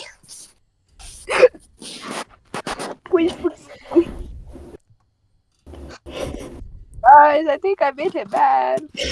Yeah. Fine, you want me to add Taco since you don't have him added? Whoa, Tanner. What? What'd you say in chat? What are you talking about? I didn't say anything in chat, you weirdo. Hi, Taco. Now you can add him. Because you didn't have him added before. I already added him. From Good Can you job. hear me? Yeah, we Can can you hear me? I gotta be super quiet. Screams at the top of your lungs. No. Say shut up, Mom. I'm watching Skibbity Toilet. Oh, don't too loud. Bang, I'm go under my covers. Bigger game theory.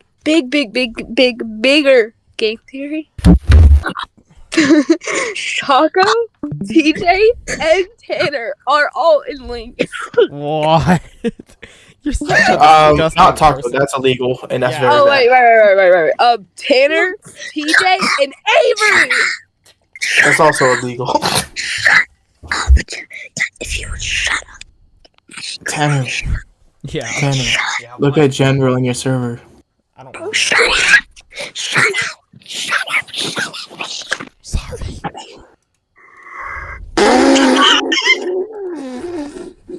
Clips, I'm gonna stub your toe. Go back to hi. Tanner. TJ, with the utmost respect, I actually hate you. Aww. Utmost respect. Hey, Tanner. What? Look at our group chat. And oh, Crazy. Can't delete it from there. Looks like I'm not showing the group chat.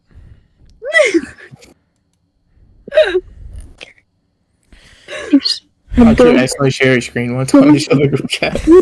Tater, what did you say? How did you say I'm going to touch you? Tater. I didn't say that. That doesn't even show up in my chat. Complexify. I'm going to touch. I didn't say that. Okay, Thread. bro! Okay, now you're just typing in my chat. What do you mean? He's typing in my chat, by the way. He just typed in my chat on my account. Taco is next. No. Wait. What? I don't know. TJ's just Oh, being a weirdo. oh, he's typing on your account? Yeah, TJ's typing on my account. Oh. With the utmost respect. Shut up. I can't get in trouble, bro. Then leave the call. Yeah, don't get No. in trouble. It's that easy. Leave the call. No. Alright, Are you gonna get TJ. in trouble? TJ, Is you're the- about to get you're about to get removed from my account. You can even tell he's being quiet, so he's doing this just to be annoying. You know what? I'm gonna leave. Maybe it's me. No, I'm kidding. It's not me. Yes, I'm gonna leave the call. Alright, just watch stream if you can. Okay.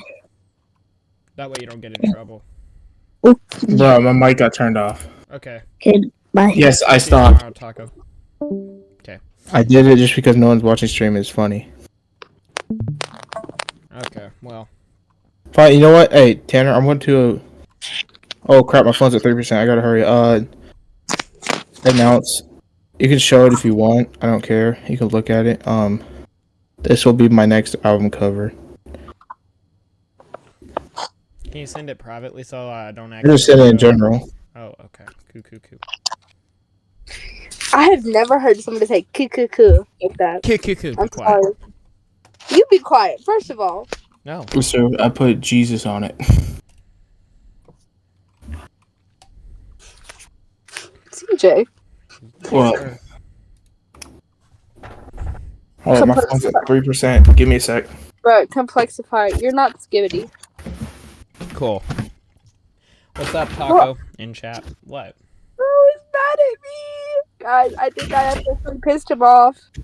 Oh, you. Hey, cussing. But, no, you didn't. I pushed the limit, guys. Sniffle. Tanner listens to Last Christmas. Don't ever. I swear. Do not ever say that again. Last Christmas. Wait. Complexify. Look at my screen.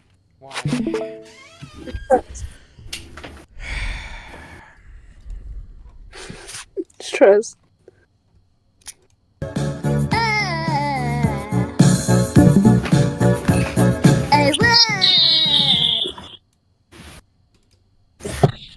I have an idea for stream. Gotta watch. We each gotta send something embarrassing. Wait, Taco just said in chat, you tell him Eclipse, he is not Skibbity. Brah! Okay. Yo, hey. Tanner, me and you both, I'll do it with you, but we gotta show something embarrassing. Oh shit. Show something embarrassing? Yeah. I'm gonna look for something that's embarrassing for me. I don't even know what would be Google Pixel. That's crazy. Yeah. That'd be embarrassing if I had one. A what? A Google Pixel. No, imagine you ask someone their number and they pull out a Google Pixel. What do you do? Actually, that doesn't matter to me, to be honest, but it's just like, bruh. Any Android, you pick the Google one. Just scrolling. What? What? Oh, I've seen that. Good thing it's not playing. Actually, the most embarrassing thing I've ever did was actually on my Spotify. Am I stupid? I searched Spotify on Spotify. It actually was released recently. I don't know why I released it, dude. I don't know what the most embarrassing thing I've done is. A lot of things. Probably your Mr. Top 6 if it was being for real. Here you go, Tanner. Why can't I not hear your stream? Huh? Oh, because that's someone else's stream you're looking at. Duh. Yeah, I wouldn't play what's being played. Alright, yeah, I sent it. Most embarrassing thing I ever made. Alright, I'll show something embarrassing that I made. And, of course, it's copyright free. Why isn't Spotify open? What's Taco saying? Last Christmas, I gave you my... What? Last Christmas, I gave you my yacht. Banned. No. Hey, you have to click open Spotify, Tanner. Yes, I know.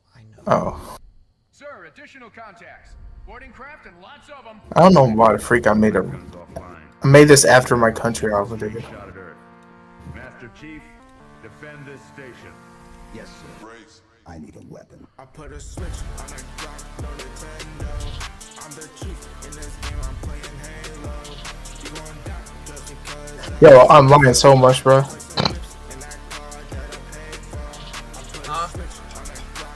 I'm lying so much in the song.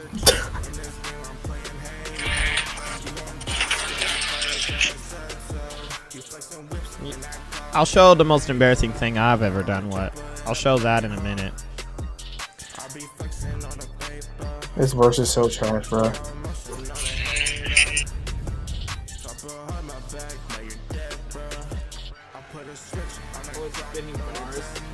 Hey, I was spinning bars.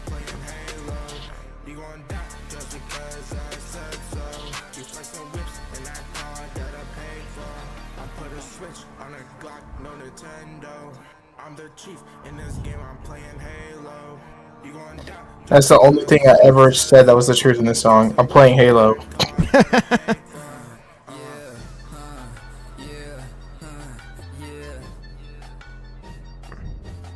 right. The fleet that destroyed Reach was 50 times this size.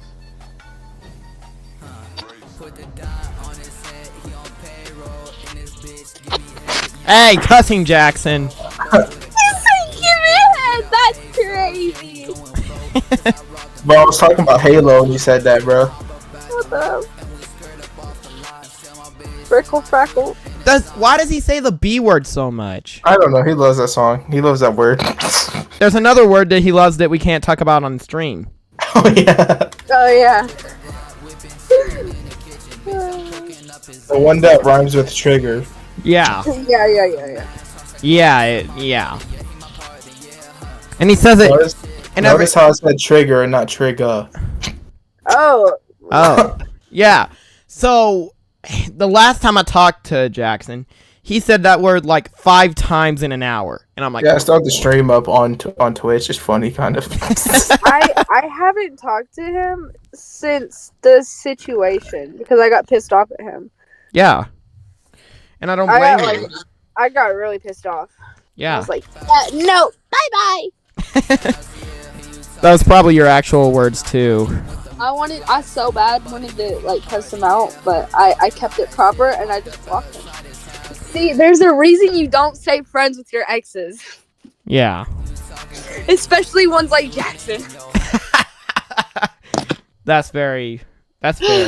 See, I'm not saying anything because I'm so friends with him. Oh, is he your ex? Yeah. No. Yeah. He would say yes too, to be fair. Man, do you got something going on that we don't know about, TJ? You remember? You don't know about it. Remember every time, like whenever back last year in October, I'm referencing, how he would, like, every time I texted him, he would always be on the phone with you, dude. Oh my goodness, that's crazy. Because we were grinding trash. That's literally what we're doing, making trash music. Y'all were. I'm sorry, y'all were. Yeah, that's why I quit rap. Bro said he quit rap. I started making like pop and country. Bro became MGK. Nah, bro, don't diss me. Actually, wait. Go on, let me go, Tanner. Go on, let me go. It's funny. I have lyrics on it. It's on Bedroom Sessions right there. Scroll down. Okay, let me go. Go on the lyrics. Alright. Now scroll down quite a bit. Because Jackson literally said the most out-of-pocket thing ever, bro.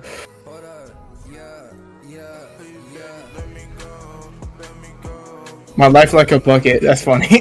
That's Jackson. That's Jackson. Alright, keep scrolling. I keep going. I'll tell you when to stop. Alright, there. Go.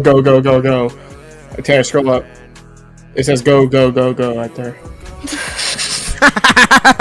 Click that. Click it.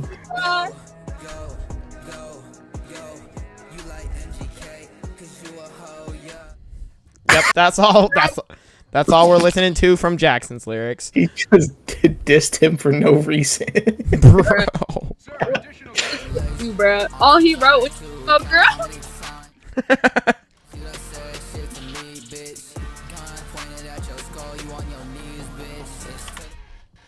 He loves that word. There's another word There's The another fact word. that he also switched the country. Yeah. You know one word he can't ever say or he'll be in trouble is the word that he loves to say.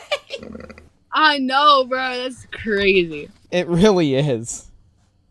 Like See, I told him that I used to have a clip of him saying it. I'm like, Jackson, if you don't stop, I'm literally I have gonna a have song that we made it a joke, and it's so bad, you can't play it on stream.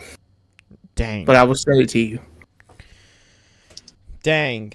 One thing that's like, if y'all I think I used to have a clip of Jackson saying the word that we're talking about. I'm like, Jackson, if you don't stop saying this word, I'm gonna release it and everyone's gonna see it and you're gonna be in trouble.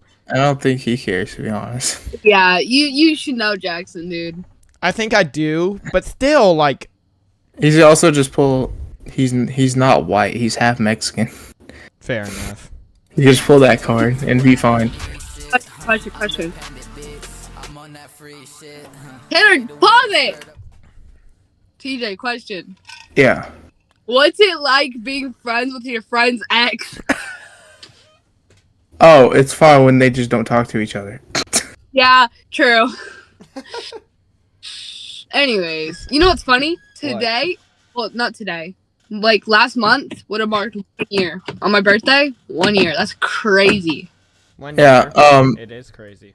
Now, you know what's funny? We don't talk as much as we used to anymore. Really? And one time, I called him. It was so weird. I called him. I FaceTime him, right? Because we were going to work on a song, and his freaking girlfriend answered the phone. That's crazy. Hello? This is Jackson's girlfriend speaking. Oh, yeah, Tanner. You are Jackson's girlfriend, right? I'm not Jackson's girlfriend. I'm not Jackson's girlfriend. Tanner, Jackson is Shaniqua 2.0, bro. Wait, Tanner, did you show TJ the messages? Yeah, he showed me that. Bro, I don't know who that was, bro. Not even kidding. Because you know what's crazy? You know what's crazy, Eclipse? What? I got another text from the number, and guess what it was? Hey, this is Shaniqua. Hey, babe, it's Shaniqua. Yeah, I'm gonna make a song called Shaniqua now. Yeah. No. No. I'll make it relatable so you put it in your playlist. No, for real. Let me be on it. I'll be Shaniqua, bro. No, Tanner, because click on relatable and show her how many of my songs you have in there. Oh my goodness.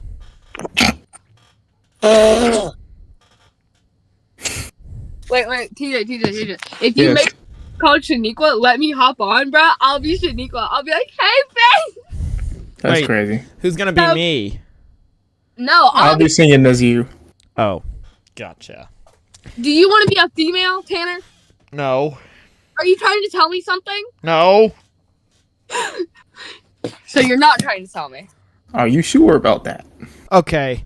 I swear, if you actually make that a song, I'm going to show the cousin who freaking brought this up when I was younger. I'm going to show the cousin who started joking about this.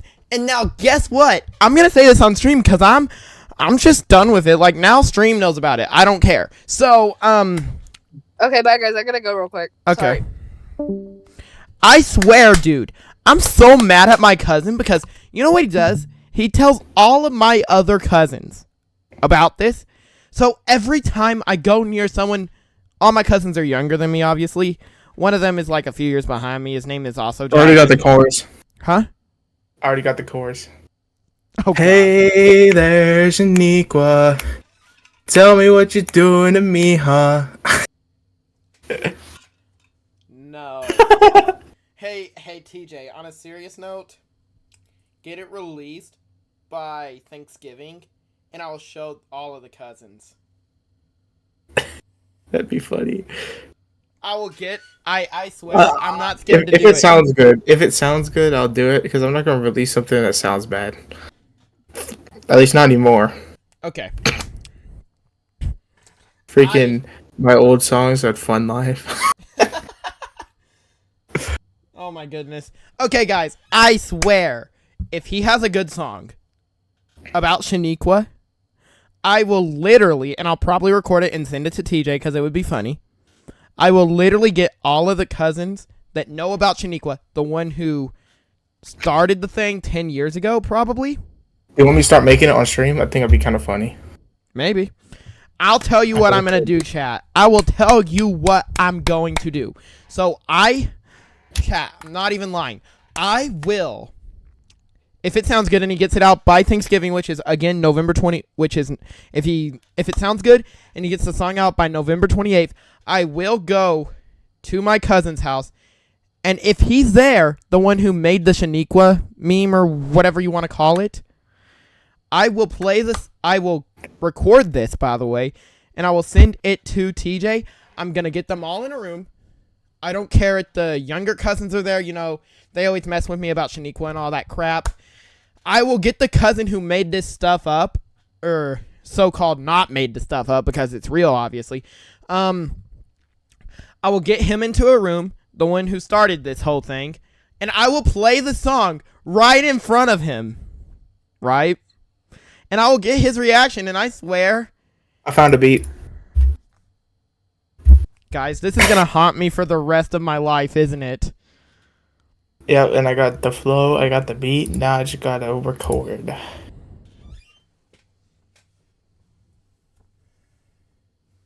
Hopefully, because like usually I get a flow and a beat, and sometimes I record and it sounds terrible, so I just give up on it. This is what we're no.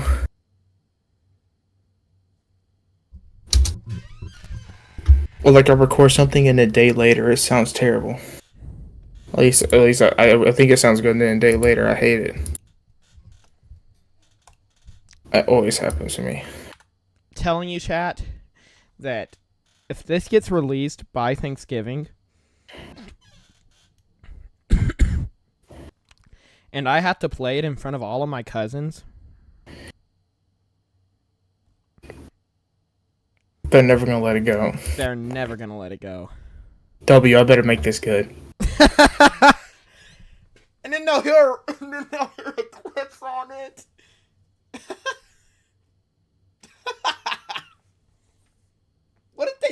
What do you think they're gonna do if you're singing as me and Eclipse is singing as Shaniqua? They'll never let it go, dude.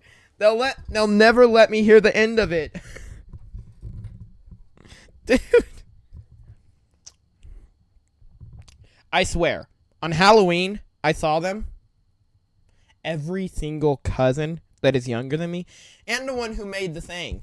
You know, like, started the thing. The Shaniqua thing. What if you actually meet your wife and her name's actually Shaniqua? It'd be so funny. That would be funny, because then my cousin can say, man, I knew you had a girlfriend named Shaniqua. Crazy. Alright, I'm going to record, so I'm going to mute on Discord while I'm doing this. So that way I don't leak my freaking raw vocals. So, chat. It'll be so embarrassing. I swear, dude. It'll be so embarrassing.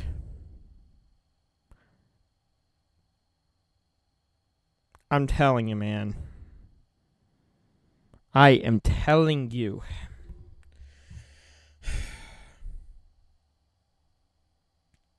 I'm being dead serious, by the way.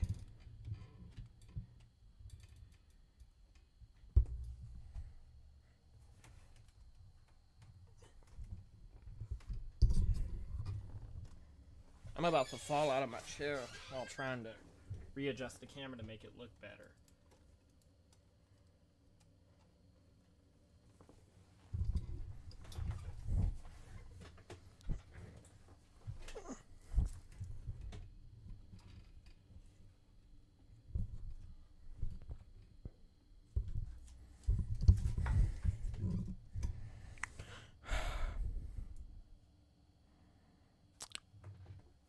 I'm gonna be so sad if I have to show that to literally everyone. Then they're never gonna let it go. Like, it's gonna haunt me.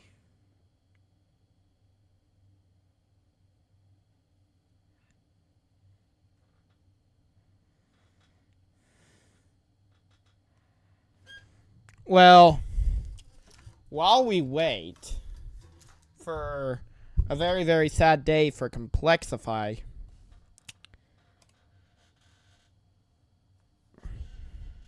I just want to check something.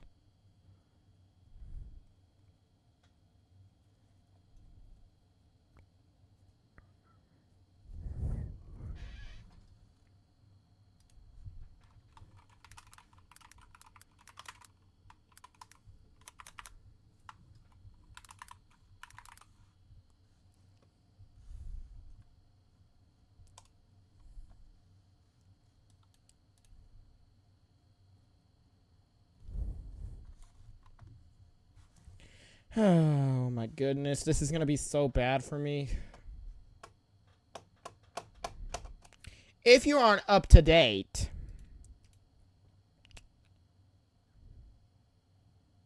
why is my screen showing again? If you aren't up to date and you just joined, my cousin started a thing where he said, hey, so let me tell you the full story while TJ's gone. Because it has to do with the story that I'm about to talk about. Okay, so when I was younger, so I've never had a girlfriend before. We're going to make this a whole conspiracy theory. Anyway, so 10 years ago, or basically when I was a kid, whenever I say the years, kind of makes me sound old, so I'm just going to talk about what age I was instead of how many years ago it was. So, when I was like 10, that would be 8 years ago, actually. Wait, what? I'm confused. Anyway, when I was like 10, one of my cousins, he said, hey, Tanner, do you have a girlfriend? I'm like, at the time, I answered no. Because, you know, it's all great. Yo, Man, yeah, what's up? I recorded a little bit if you want to see it and show it to everyone. Alright, then I'm going to tell the full story of Shaniqua. Because it's literally just the chorus. And it's not done yet, so it was... But I think it's pretty good. Oh, no.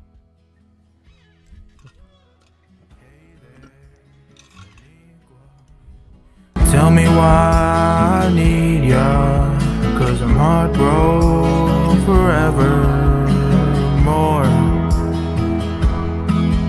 'Cause your eyes I know I adore. Play that again. I wouldn't show the stream. Well, they can hear it. I know they can hear it, but still. Hey there, Shaniqua.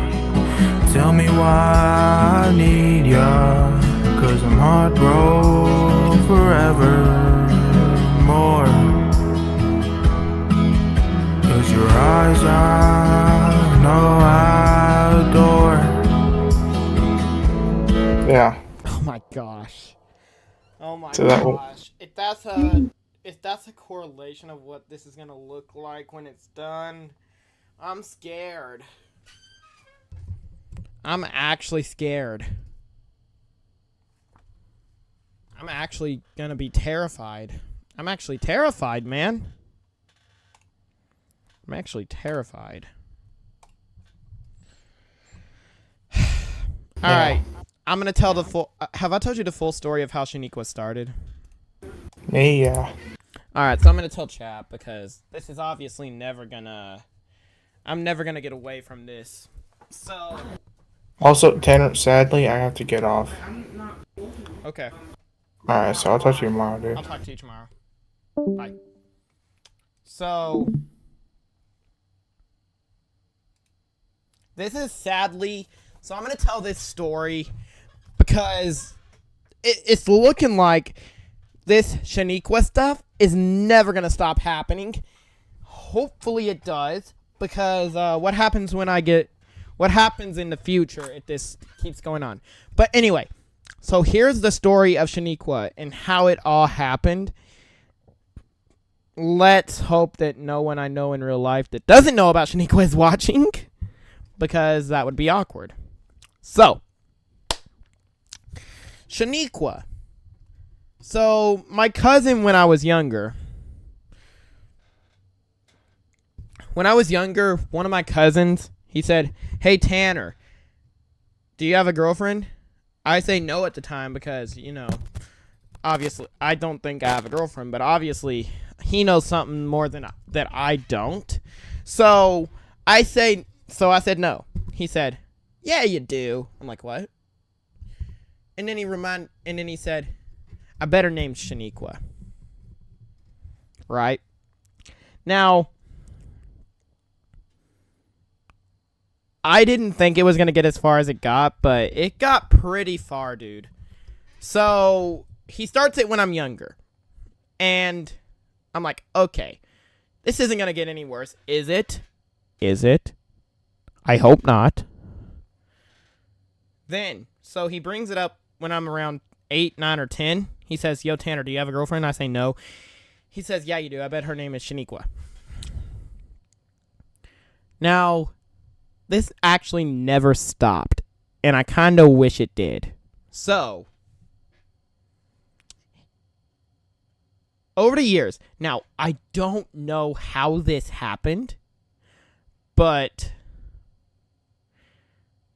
my cousins found out. Probably because we were talking about it when they were there.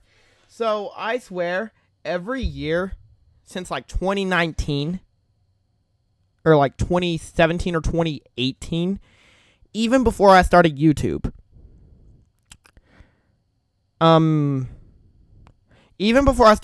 so since 2017, 2018, or 2019, every single year, whenever my family gets together and I see my family, the person who brought it up, the cousin who brought it up, will say, "Hey, Tanner, how's Shaniqua doing?" Not only that, but I have a few cousins who are younger than me, and the one that's closest in age behind me is someone named Jackson. So, yeah, every year that I see them, and I didn't see Jackson at Halloween, but I swear, every year that I see them, the person who started the Shaniqua stuff says, "Hey, Tanner, how's Shaniqua doing?" And then it got to where the kids learned about it. You know, my cousins that are younger than me. It got to where they knew about it. And not only is the cousin who started it saying, "Hey, Tanner, how's Shaniqua?" but my cousins who are younger than me are saying it. I wish I had a clip of this. I wish I had a clip of this.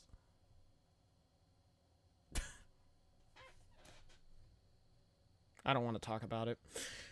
So, basically, the story is, when I was 8, 9, or 10, so 2017, 2018, or 2019, my cousin was asking me if I had a girlfriend. I say no because I didn't think I did, but obviously he knew something that I didn't. So he said, "I bet her name is Shaniqua." So my cousin, when I was younger, like 8, 9, or 10, so 2017, 2018, or 2019, he said, "Hey, Tanner, do you have a girlfriend?" I said no at the time. And then he said, "Yeah, you do. I bet her name is Shaniqua." And I don't know how my other cousins found out about it, but I think that one walked in while we were talking about it. Then that cousin told another cousin, and then that cousin told another cousin or something. Okay. So, anyway, every year that I see them, even this Halloween, I didn't see one of my cousins named Jackson who talked about it, but I saw all the others that know about it. And every year that I see them, every time that I see them, they start talking about Shaniqua. So here's what was said last Halloween, like a few weeks ago. So my cousin said to me, and I forgot about Shaniqua at this time. I had forgotten about it. It's been a year, forgot about it.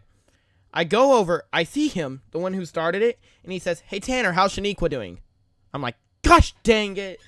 Because I had forgotten about it. I had forgotten about it. Then I got reminded. Then another cousin came up and said, "Hey, Tanner, how's Shaniqua doing?" And then another cousin said, "Hey, Tanner, how's Shaniqua doing?" And then I found a picture that my cousin sent me, or, you know, one that looked similar, of Shaniqua. Showed them. They all started laughing. Then they made me send it to Avery and TJ, which was embarrassing. But if we go years past, every single year, Every single time. So 4 or 5 times a year, they say, "Hey Tanner, how's Shaniqua doing?" It usually starts off with the cousin that started it. Then it goes to another cousin, then another cousin, then another cousin. And then one year, my cousin that started it dared me to tell my friends. So I told my friends, and now all of them say, "Hey Tanner, how's Shaniqua doing? Hey Tanner, how's Shaniqua?" So it's something that just kept getting worse and worse and worse. And now it's to the point where TJ and Eclipse are probably going to make a song about Shaniqua, and then I'm going to have to show them the song. The cousins. It's gotten so bad that now TJ and Eclipse are making a song about Shaniqua, and I've already promised that if he makes a song and it's good and it's out by Thanksgiving, like released by Thanksgiving, that I'm going to show my cousins. And then I'm never going to hear the end of it. So, to get my mind off of it, we're going to watch FNAF lore so that hopefully I can get my mind off of it. Alright, let's go. That as punishment enough. Either way, Henry didn't alert the authorities, but he did kick William out of the business. There is a scene within a minigame in Five Nights at Freddy's 6, also known as Pizzeria Simulator. The minigame's called Midnight Motorist, and there is a part in it whenever you're playing as a little sprite that is believed to be William Afton. Again, everything in this entire series is entirely circumstantial. And while playing as William Afton, you walk up to a building called Junior's. Now, a place called Junior's is never mentioned anywhere else in the series. However, general consensus is that Junior's is the first offshoot location of Fredbear's Family Diner, which is a place known as Freddy Fazbear's Pizza. So whenever William goes to the door of Freddy Fazbear's Pizza, the worker at the front door says, "You know you can't be here, don't make this any harder than it has to be." Which means the person at the front door, either Henry or an employee of Henry, recognizes William and says, "You can't be here, don't make this worse than it has to be." A lot of people say that minigame takes place during the events of Five Nights at Freddy's 2. However, I don't agree due to something I'll mention in a minute. In the rest of that Midnight Motorist minigame, it seems that William goes home, to which someone on the couch tells him, quote, "Leave him alone, he's had a rough day." Before William goes to someone's room, yells at them to let him in, before he walks outside and sees that whoever was in the room broke the window and went to, quote, "that place again." Now, hold on, chat.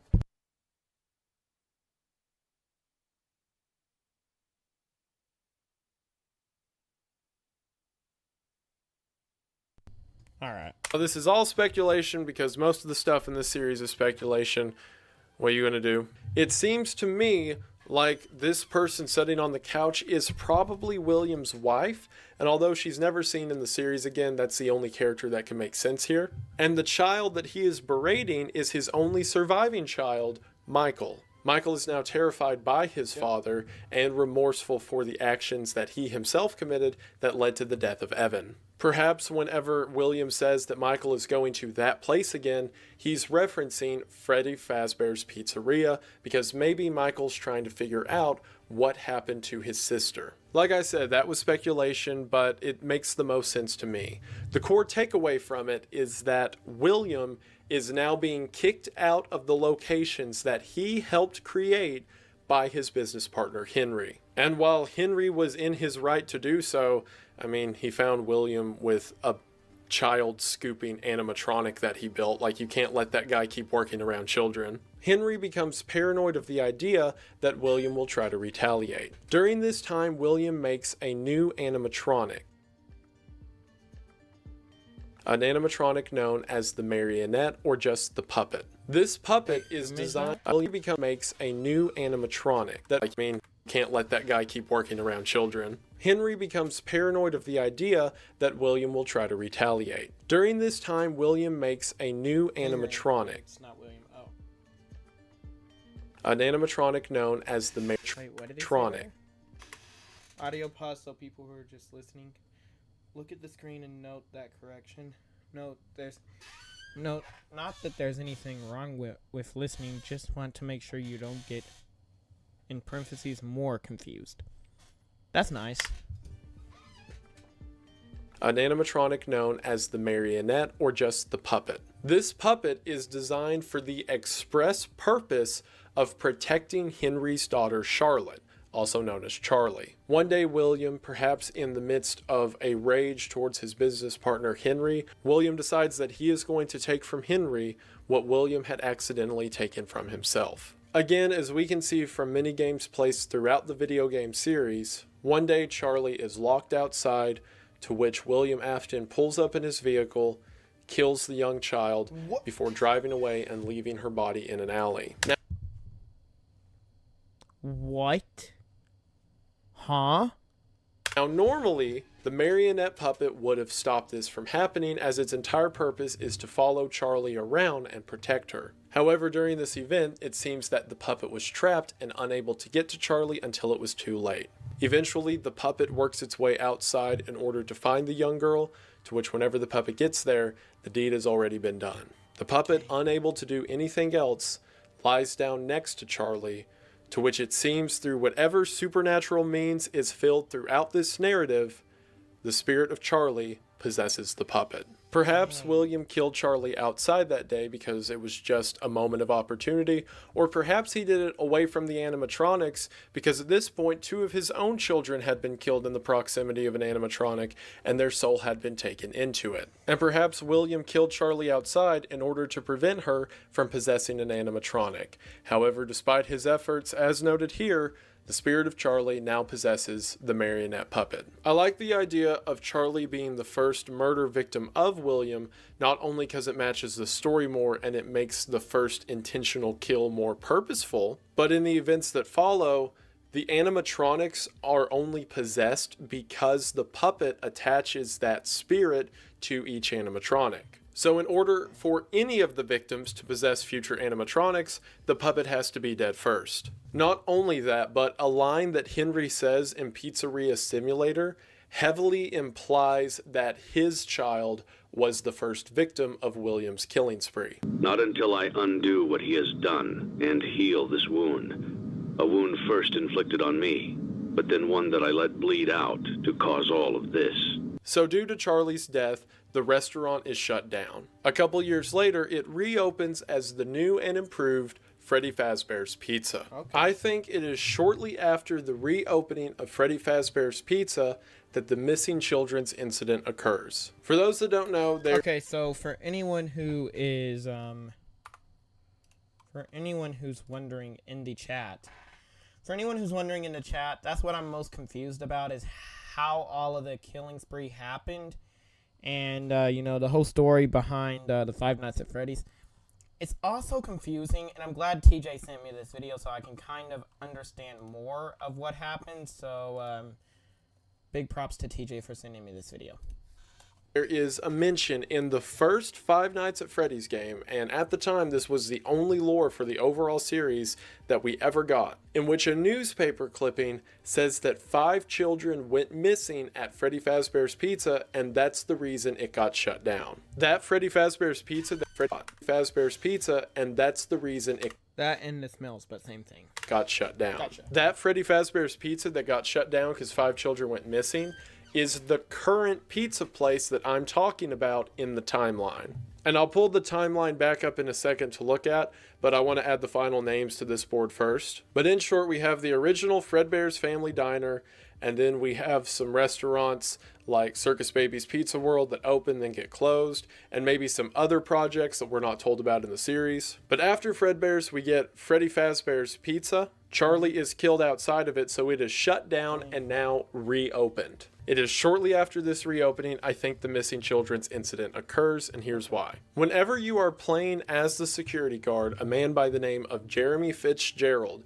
in Five Nights at Freddy's 2, phone guy, or the guy who is giving you the instructional messages over the phone, says that you are at the new reopened Freddy Fazbear's Pizza. Hello and welcome to your new summer job at the new and improved Freddy Fazbear's Pizza. Okay. And over the course of that week, he says that an investigation is taking place. Okay, so just to update you, there's been somewhat of an investigation going on. We may end up having to close for a few days. I don't know. Now, we know that the events of Five Nights at Freddy's 2, that week that you're playing as the security guard, take place in 1987. Most people say that the missing children's incident happened before the old restaurant was ever shut down, or in other words, around the same time that Charlie was killed. However, that wouldn't make sense if it's a current ongoing investigation. Think about it. If the children disappeared in 1985 and all that time had passed,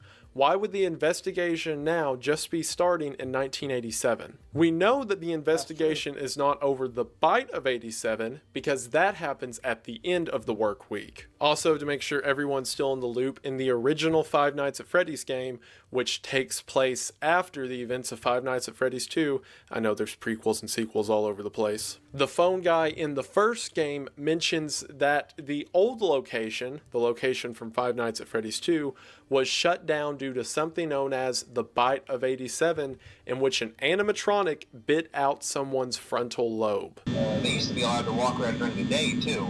But then there was the Bite of 87. Yeah. It's amazing that the human body can live without the frontal lobe, you know? So a lot of people say, oh, well, the investigation that's happening over the course of Five Nights at Freddy's 2 is the Bite of 87. But like I said, that happens to Jeremy Fitzgerald, the security guard you play as in Five Nights at Freddy's 2, at the end of the work week. So what is the investigation happening over the course of the week itself? Well, on the fourth night in Five Nights at Freddy's 2, the phone guy says there is an investigation happening. On the fifth night, he says that the business is on lockdown. And then finally, on the sixth night, he says that you're not even supposed to be here. Someone used one of the yellow suits in the back, and now none of the animatronics are acting right. Okay, so just to update you, there's been somewhat of an investigation going on. We may end up having to close for a few days. I don't know. Hey, keep a close eye on things tonight, okay? From what I understand, the building is on lockdown. No one is allowed in or out, you know, especially concerning any previous employees. What on earth are you doing there? Didn't you get the memo? The place is closed down, at least for a while. Someone used one of the suits. We had a spare in the back, a yellow one. Someone used it. Now none of them are acting right. We find out in later installments that what had happened during this time is William Afton donned his Spring Bonnie or Golden Bunny suit that he used to wear back at Fredbear's before luring children into the back room and killing them one by one. We don't... What? Hold up, Chad. I'm sorry, but I gotta rewatch that. No Williams or installment or Golden Bunny suit that he used to wear back at Fredbear's before luring children into the back room and killing them one by one. What? We don't know Williams' motives for doing this. Perhaps he was doing it to try to experiment on the same conditions that caused two of his children to possess animatronics, or perhaps it was just an evil bloodlust that set in after the now death of 3 children in his life, one of them directly murdered by him. Either way, 5 children were killed, and it seems that in order to cover his tracks, Williams stuffed their bodies inside of the animatronics in the building itself. I believe that this missing children's incident, or in other words, the murder of 5 children, occurred immediately before Five Nights at Freddy's 2. And that is the investigation Phone Guy's referring to which at the end of the week he says someone wore one of the yellow suits and now none of the animatronics are acting right. It's even mentioned at this Five Nights at Freddy's 2 that they trashed the old animatronics and got brand new ones in, known as the toy animatronics. And those old ones seem to be a perfect place to store the bodies of his victims. Remember earlier how I said the Midnight Motorist minigame is believed by most to occur during Five Nights at Freddy's 2? And the reason William isn't allowed back into into the building is because he would have just murdered 5 children? Well, the reason I don't think that's the case is because if you go all the way back to the first game, and again, read the newspaper clipping about the missing children's incident, it says that the suspect who wore the costume has been identified and apprehended. Of course, he was never convicted because they couldn't find the bodies. I don't know why they never checked the reeking animatronics, but that's besides the point. So if Midnight Motorist takes place during the investigation of the children that William had murdered, which, keep in mind, during the course of Five Nights at Freddy's 2 all happened in the span of about a week, there is no way William would have got to the pizza restaurant and been turned away because he currently would have been in police custody. And also, I know this is being like super hypercritical of specific story moments, which doesn't always work, but I still think it's kind of weird. If William had just murdered 5 children, and this isn't like debatable if he murdered 5 children, this is he was identified and arrested and they just can't find the bodies to convict him. But it's known by everyone around that William killed those kids.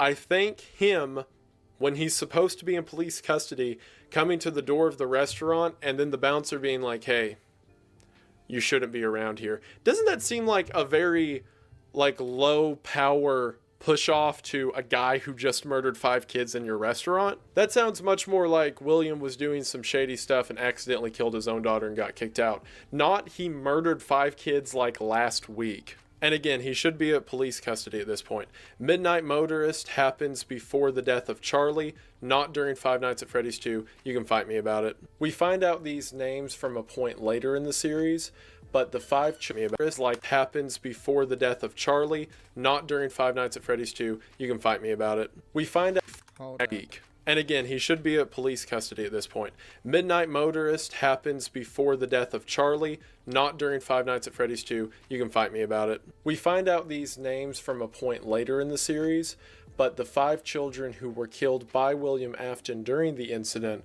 were Gabriel, Fritz, Susie, Jeremy, and Cassidy. And those children were placed into the bodies and subsequently possessed. Okay, Freddy. So Gabriel, Fritz, Susie, Jeremy, and Cassidy. Wow.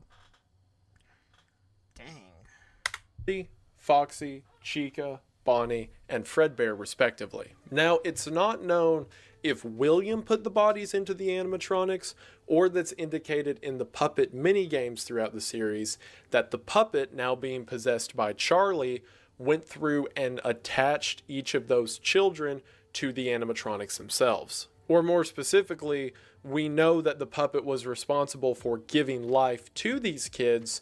We don't know if that means some more spiritual or metaphorical action, or if the puppet took the murder victims and placed them inside of the animatronics. Either way, the bodies couldn't be found because the bodies of the children were inside of the animatronics themselves. Again, we don't know if the puppet or William did that. Like I said, according to my timeline, this happens immediately before the events of Five Nights at Freddy's 2. So the reason that the animatronics are trying to kill the security guard Jeremy Fitzgerald in that game is because 5 of them are possessed by the spirits of children murdered by William Afton. As we see in several of the flashback minigames, William Afton is depicted as a purple figure, also known as Purple Guy, wearing a security badge. So it's more than likely that William gained access to the restaurant and was able to kill these kids and don the Spring Bonnie suit because he pretended to be a security guard and wore the purple security guard vest. This would explain why 5 children who have recently been killed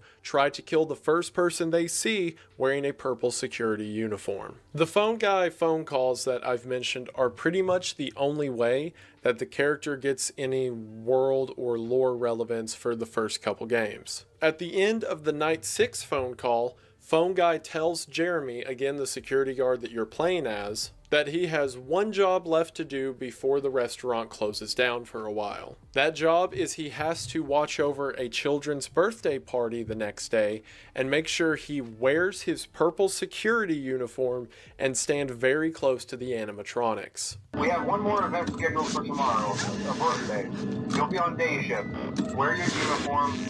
stay close to the animatronics and make sure they don't hurt anyone. This causes the event on the final day of the restaurant's opening, known as the Bite of 87, in which one of the animatronics bites Jeremy Fitzgerald, ripping out his frontal lobe. This, as you can imagine, was very bad PR for the company, and Freddy Fazbear's Pizza shut down at the time for good. And then on the 7th night, the final night that the original Freddy Fazbear's Pizza is opened, a new security guard comes in to work only one night by the name of Fritz Smith. Fritz is never mentioned anywhere else in the timeline, although it's weird that in a restaurant where people are actively dying due to the animatronics, some random guy would come in to work one night. For reasons I'm going to explain later, I believe Fritz Smith is an alias for Michael Afton, who is now out and trying to find answers to his father's wrongdoings. The last thing I want to mention before I put the timeline back up is alias one night for Michael Afton,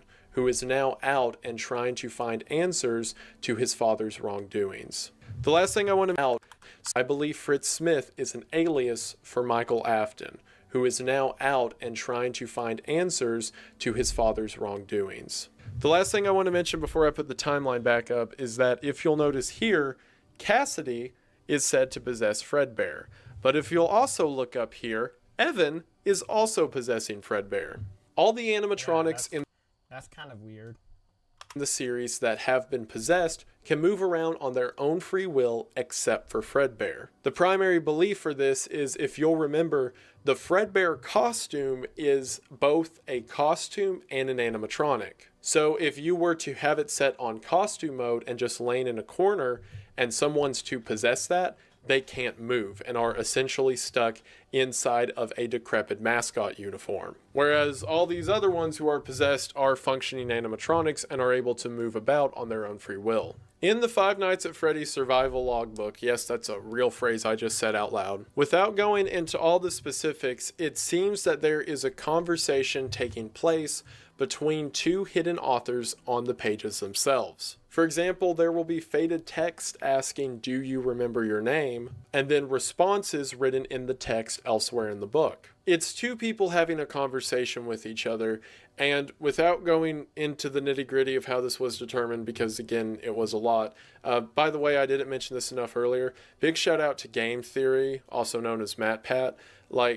I understand he has also done the thing I mentioned where people get hyper-focused on the details and forget the story, but none of this would be possible without the amount of work and research that guy and his community has done to figure out all of this information, to the point where a lot of the flippant facts that I'm giving you wouldn't be known if it wasn't for his videos. So gotta respect your forerunners that came before you. So again, thank you, MatPat. But due to work mostly done by him, it is determined that there are two souls possessing the Fredbear animatronic. Really? These two souls being Cassidy and Evan, as mentioned earlier. And also, they can't move. They're just stuck in a suit talking to each other. So that's, pretty sad. Alright, so just to recap everyone, to make talking to each other. So that's, pretty sad. Yeah. Alright, so just to recap everyone, to make sure we're on the same page. 1970, William and Henry start Fredbear's Family Diner. In the 80s, the business expands into several restaurants and more of a corporate entity. In 1983 is when the events of FNAF 4 happened, where Michael kills Evan using the mouth of the Fredbear animatronic, and all of the nightmares that Evan have take place during that time. Because of this, William builds the Circus Baby animatronic with the intention to kill and kidnap a child. And I say both in 1983, they were probably in the same year, maybe 1984, whatever. So in 1983, Circus Baby kills Elizabeth. And shortly after that, the events of Midnight Motorist take place, where Henry kicks William out of the business. This causes William to get angry and Henry to get paranoid. So Henry builds the puppet to protect Charlie, or Charlotte as I have said here, to which William then kills Charlie, and the puppet is possessed by the spirit of Charlie. Because of that, Fredbear and Friends shuts down, and it's later reopened probably around 1985, sometime between 85 and 87. It was reopened in 1987. since the restaurant was only open a few weeks according to the FNAF 2 newspaper announcement. And it's reopened and rebranded as Freddy Fazbear's Pizza. New animatronics are brought in to take the place of the old ones. This is around the same time that the missing children's incident occurs right before Five Nights at Freddy's 2. So the bodies of the children from the missing children incident, either by William or the puppet, are stuffed into the old animatronics, which leads directly into the events of Five Nights at Freddy's 2. At the end of that week, the Bite of 87 occurs, which is when during the day shift, one of the animatronics bites Jeremy Fitzgerald's frontal lobe out, technically not killing him because it's mentioned in Five Nights at Freddy's 1 that someone can live without a frontal lobe, but that doesn't mean he lived well or for very long afterwards. I have spring lock failures mentioned here. That doesn't mean directly in 1987. Whenever we get to Five Nights at Freddy's 3, there's a mention on one of the recorded tapes that one of the restaurants was shut down for having several spring lock failures. After learning of an unfortunate incident at the sister location involving multiple and simultaneous spring lock failures, the company has deemed systems temporarily unfit for employees. And then finally, on the final night that the original Freddy Fazbear's Pizza is opened, Michael comes to work as the night guard on night 7 under the alias of Fritz Smith before he is fired when the place is shut down. You good? Did that all make sense? We good? Yeah. Good, because now I'm on to the first game. No, I'm not kidding. We're now ready to talk about the original Five Nights at Freddy's. Do you see why this is so confusing? People give creators like MatPat and stuff a hard time for this, but like if you were in it whenever this was happening, you had to just totally guess about everything I just said because we got rough hints and newspaper clippings as to what happened. Like, yeah, a lot of the theories got kind of ridiculous and out there, but man, there was so much we were filling in the gaps for. So now we are finally to the events of Five Nights at Freddy's 1 occurring in 1993. In it, a security guard by the name of Mike Schmidt gets a night job at the reopened Freddy Fazbear's Pizza. So last time, I'll go through the restaurants, at least for now. We had Fredbear's Family Diner, which is the one where Evan got his head chopped and then that shut down.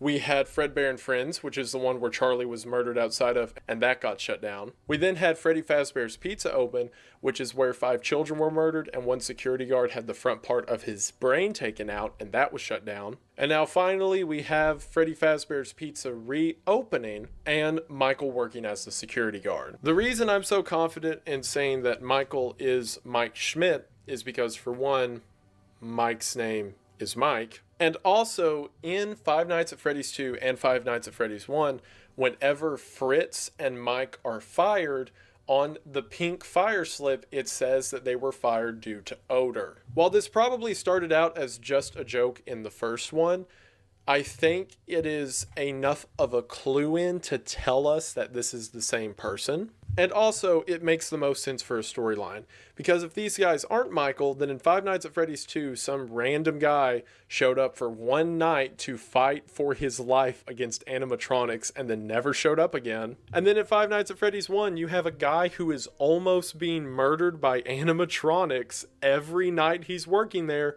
but then comes back to work the next day. It only makes sense to me if this is Michael who is braving these horrors in order to try to right his father's wrongs, or at least figure out what happened to his father. It's like Chekhov's gun. It would be completely pointless to introduce 2 characters who never show up again and have no other plot relevance when you can have one character fill both of those roles and make the story more meaningful. Anyway, it's mentioned by Phone Guy in the original Five Nights at Freddy's that they took the animatronics from the FNAF 2 location, the old decrepit ones, and gave them a remodel, and those are now the animatronics they're using on stage. So, in other words, the animatronics that are possessed by the dead children just got a remodel, and now they're back on stage again. And once again, the reason they are trying to kill you, the player, which is also you, Michael Afton, is because you're dressed in the security uniform of the man that killed them. And probably, since it's Michael, also looks a little bit like him too. I also didn't mention this earlier. There's a lot of people who say William's real tally is like 10 children that he murdered. However, that doesn't show up anywhere in the story. And the main reason they say that is so all of the animatronics that try to attack you in Five Nights at Freddy's 2, the toy animatronics and the old ones, are all possessed, so that would make sense. However, it's mentioned by the phone guy in Five Nights at Freddy's 2 that the toy animatronics have a facial recognition system that is connected to a criminal database so that they will be able to alert anyone or know if there's any predators among the children.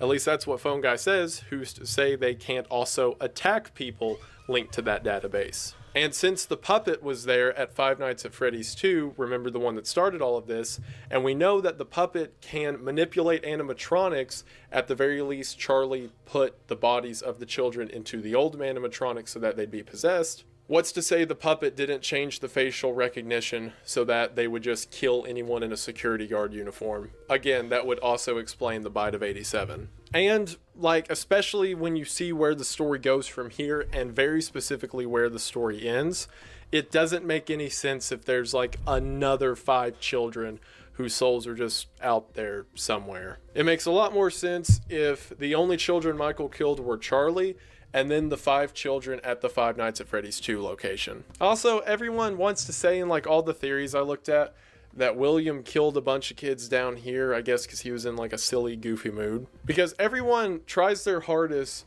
and I'm not talking about anyone specifically, this is just like the general air from the community. Everyone tries so hard to make this story as one-dimensional as possible and just say, William, bad, he killed kids here, he killed kids again, and that's it. And while yes, William bad, it is William reason for bad that I think is interesting, and the reason that this story's always intrigued me. His son was killed by his other son using an invention of his own making, and then he lost his mind trying to figure out how his son's soul could be preserved that led to the death of his daughter and then everything afterwards. The story becomes much more interesting when you view this as humans with motives rather than just insert generic bad guy, killed child, on to scene 2. Anyway, so the events of Five Nights at Freddy's 1 takes place, in which you can see the 4 animatronics, Bonnie, Chica, Foxy, and Freddy coming to kill you, as well as apparitions of Fredbear, known to most of the community as Golden Freddy. Whenever you take into account that Evan could be the spirit inside of Fredbear, it becomes much more impactful whenever Fredbear says, "It's me," to Michael Afton. Because that is Michael's younger brother who he killed, pointing out to him, "It's me," over and over again before killing him in his office. At least, you know, if you lose the game. But during this entire time, William is released by the police. Again, they have the camera footage of him being the last one seen with the children, but they can't find the bodies and can't pin anything on him. So shortly after the events of the first Five Nights at Freddy's, William goes to Freddy Fazbear's Pizza in order to cover up his evidence. This is the flashback games that we see in Five Nights at Freddy's 3, where William goes into the restaurant and begins disassembling the animatronics. Now we find out later in Sister Location that he took pieces of those animatronics and then rebuilt them into the framework of the Funtime animatronics. If you'll remember, Circus Baby was one of those, which was this private collection he had made. And now he is disassembling the animatronics that are possessed by the spirits of the children he killed and reassembling them into these animatronics of his own creation. We know that this has to take place after Five Nights at Freddy's 1 because in those flashbacks he completely destroys the original 4 animatronics. And before the events of Five Nights at Freddy's 5, also known as Sister Location. Because in Sister Location, all of the old animatronics have been reassembled by William into these new Funtime animatronics. And based on how these flashbacks end, there's no way he could have done that after the flashbacks. It had to be during. Because at the end of this minigame, we see the souls come out of the animatronics that William had been disassembling and attack William himself. Within the ruins of the derelict Freddy Fazbear's Pizza, William becomes frightened and decides to hide inside of the Spring Bonnie suit. However, if you'll remember, these suits are designed so that the animatronic components can be twisted to the sides in order to make room for someone to step into the costume. However, there is a mention in the series that if these suits get old or wet, there is a chance of a spring lock failure. Or in other words, the animatronic components shooting back into place while someone is still wearing it. So as William puts on the old suit in order to shield himself from the children,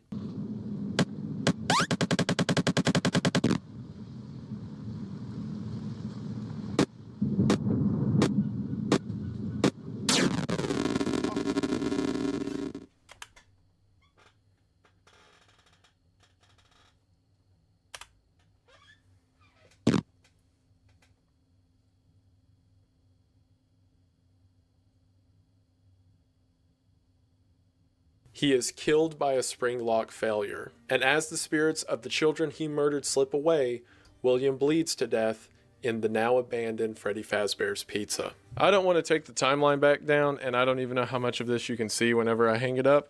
But as you can see here, I have William listed on the bottom as Springtrap. Springtrap is the name that people give Spring Bonnie after William possesses the suit, because the rules still apply. If you die inside of a suit or your body's inside of it, you are now the possessed soul who is controlling that suit. So William now exists as one of these derelict souls controlling Spring Bonnie, again known as Springtrap. In events we see later in the game, someone in control at Freddy Fazbear's Pizza decides to wall up all of the old rooms in the old business locations. Just to inform all employees that due to budget restrictions, the previously mentioned safe rooms are being sealed in most locations.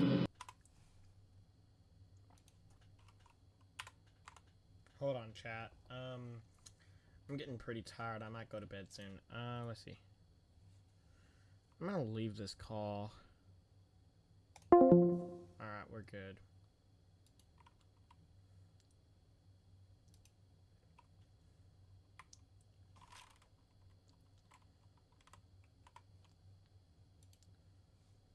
Including this. Hello. Work crews will be here most of the day today, constructing a false wall over the old store base. That someone most definitely has to be Henry. So around 1995, William is entombed in the back room of an abandoned Freddy Fazbear's Pizza, now possessing the suit known as Springtrap. It is at this point that sister location, or Five Nights at Freddy's 5, takes place. The reason it has to happen here is because William dies, or at least stops living, and starts possessing a suit that has his decomposing corpse in it at the end of these Five Nights at Freddy's 3 minigames. So he couldn't have put the spirits of the dead children or components of their suits into the Funtime animatronics after that happened. And because we see him taking apart the animatronics in those minigames, I'm going to say that he disassembled them and then reassembled them into the Funtime animatronics at the same time. So shortly after William dies and gets walled up into a back room in a Freddy Fazbear's Pizza, Michael decides to go figure out more about what his father was doing. It's there that Michael goes to an underground storage facility that is specifically made for the Fazbear Entertainment rental animatronics. The animatronics that are found down there are the Funtime animatronics themselves, including Circus Baby, which at the time is being possessed by Michael's younger sister, Elizabeth. This is where we get a lot of the information that indicates how Elizabeth died, how the Funtime animatronics were made, and stuff I've already mentioned. So, to very briefly describe the events that happened in Sister Location, the Funtime animatronics are essentially trapped in this underground storage facility and want a way out. So in order to do that, Circus Baby tricks Michael into helping them escape. The way Circus Baby ends up doing this is by bringing Michael to something known as a scooping room, which is where a giant machine is located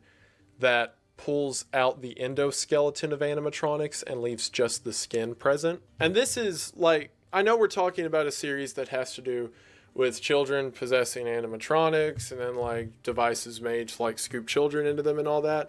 But this is the most outlandish detail of the story to me, because I can accept all the possessed, haunting child stuff. It's the biology, anatomy, survival rates that I have a problem with. So it seems that the scooping machine scoops Michael, or at least rips a chunk of him out, and then pieces from all of the Funtime animatronics join together in a creature known as Innard. Innard is, like I said, all of the Funtime animatronics together in one collective mass, and Innard enters in to Michael somehow. I guess they say that the scooper like ripped out part of his gut, and then Innard crawled into his gut. I don't know. And then Innard, effectively wearing Michael as a skin suit, wears Michael around until his body can't take it, and then Innard leaves. Now, I know there's explanations in the books that have to do with, oh, well, there's this substance that can keep a spirit alive, and it's called remnant, and there's all this weird voodoo stuff. They tried to make possession and all that into a science, like something tangible, and I think that's pretty lame, and it's also not in the video game, so I choose to ignore it. But the short version is all the animatronics combine into Innard. A chunk of Michael is ripped out.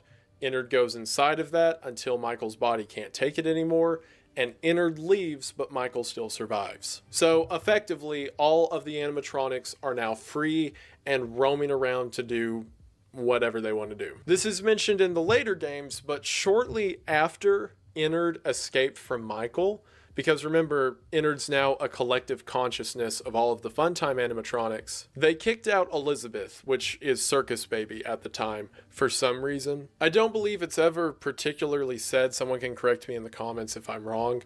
I think it may be because Elizabeth is the daughter of William Afton, the one that killed all of them, so they're not particularly fond of that. Either way, Elizabeth, aka Circus Baby, reassembles her original form out of scrap metal and becomes a kind of junk version of herself known as Scrap Baby. Innard, which again is the collective consciousness of all of the children murdered by William, except for the puppet Charlie, we'll get to her in a minute, decides that the best way to continue survival is to scavenge parts and try to appear as a normal animatronic, or at least a sustainable one. So they do, and Innard converts itself into a creature known as Molten Freddy. And then if you'll look at the timeline, there is a 30-year gap in time. Like, the events of Sister Location probably happened somewhere around 1995, and then nothing happens until 2023. I don't know of any stories in the series that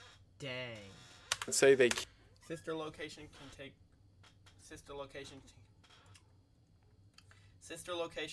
place anywhere within this 30-year period. The context clues just suggest that Okay, Sister Location can take place anywhere within this 30-year period. The context clues just suggest that Fazbear Entertainment is still renting out animatronics, implying the date is far removed from Fazbear Frights and Henry's brand reset with Pizzeria Simulator.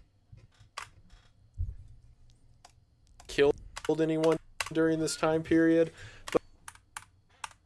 I don't know of any stories in the series that say they killed anyone during this time period, but having like a collective conscious of murdered children roaming around the sewers is probably a bad thing. And it becomes an especially bad thing whenever in 2023 when the events of Five Nights at Freddy's 3 happens. See, by the year 2023, everything that happened on this side had become a local folk legend. It became a big story of, oh, here's the abandoned pizza place where all those children were murdered. So they took an abandoned Freddy Fazbear's Pizza and remade it into a spooky horror attraction known as Fazbear Frights, where at the attraction they get a bunch of old Fazbear Entertainment merchandise and hang it up everywhere in order to give the whole creepy abandoned pizzeria vibe. This is all well and good until the phone guy says that they recovered a full animatronic that was locked up in one of the walled-off back rooms. But I have an even better surprise for you.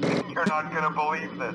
We found one. A real one. And sure enough, that animatronic they found was William Afton, still alive and possessing the animatronic that is carrying his own corpse that for the past 30 years has been stuck in a walled-off room. So the people at Fazbear Frights think this is a great find and decide to set it up as part of the attraction, and that's where bad things happen. Michael gets the security position at Fazbear Frights, again trying to figure out what's going on. Keep in mind, 30 years have passed too, so at this point he's a fully grown man who's determined to figure out what his dad did. Father, it's me, Michael. I should be dead, but I'm not. I've been living in shadows. There is only one thing left for me to do now. I'm going to come find you. I'm going to come find you. And throughout the course of Five Nights at Freddy's 3, we get the full story of what happened to William Afton and how he came to possess the Springtrap animatronic, yada yada. Until on the final night of this Fazbear Frights location, it seems that Michael tries to burn down the building with his father in it. However, it doesn't work, and William manages to get free after 30 years of being locked up. So now by the year 2023, we have William, who is running around as the animatronic Springtrap. We have Molten Freddy, which is the collective conscious of all of the children William killed, again, except for Charlie. We have Charlie as the puppet, also running around doing God knows what. And we have Circus Baby, who was kicked out of Molten Freddy and is now existing as her own animatronic. So this is probably bad, having all of them run around doing their own thing, especially now that William's free to do whatever he wants. And it seems that Henry, who at this point has been quiet for a pretty good while in the story, has decided that he's going to do something about it. So Henry opens up a brand new restaurant, Freddy Fazbear's Pizzeria. Opening a restaurant under a title that up until this point, as seen by Fazbear Frights, has some pretty bad blood attached to it. However, Henry doesn't care, and it seems he's just starting another pizza restaurant, to which Michael is immediately hired as security guard. As soon as the restaurant is opened, old animatronics start to show up in the back alley of the restaurant. There is another aspect to your end-of-day routine, and that is inspecting and salvaging any animatronics found in the alley outside the back Chat, I played this game. I remember this. door. Things are found here quite often, and while we aren't sure why, what we do know is that they can be used for parts, which can mean a much-needed revenue boost before starting your next day. These animatronics include Circus Baby, Molten Freddy, and Springtrap, who at the time to all the other workers just seemed to be old decrepit animatronics that it seems somebody threw out or left behind the restaurant in case the restaurant wanted them. As the player, you have the choice in this game, which we're now to Five Nights at Freddy's 6 by the way, of what animatronics you want to bring into the restaurant and put in storage, and which ones you want to throw back outside. While you may have the ability to do what you want, in order to get the correct or full ending of the story, you have to bring all of the animatronics into the building. The game also heavily suggests to you that the purpose of what you're doing is to salvage all the animatronics. I don't know how those tiny breaths of life came to inhabit those machines, but they will never find rest now, not like this. I have to call them all back, all of them, together in one place.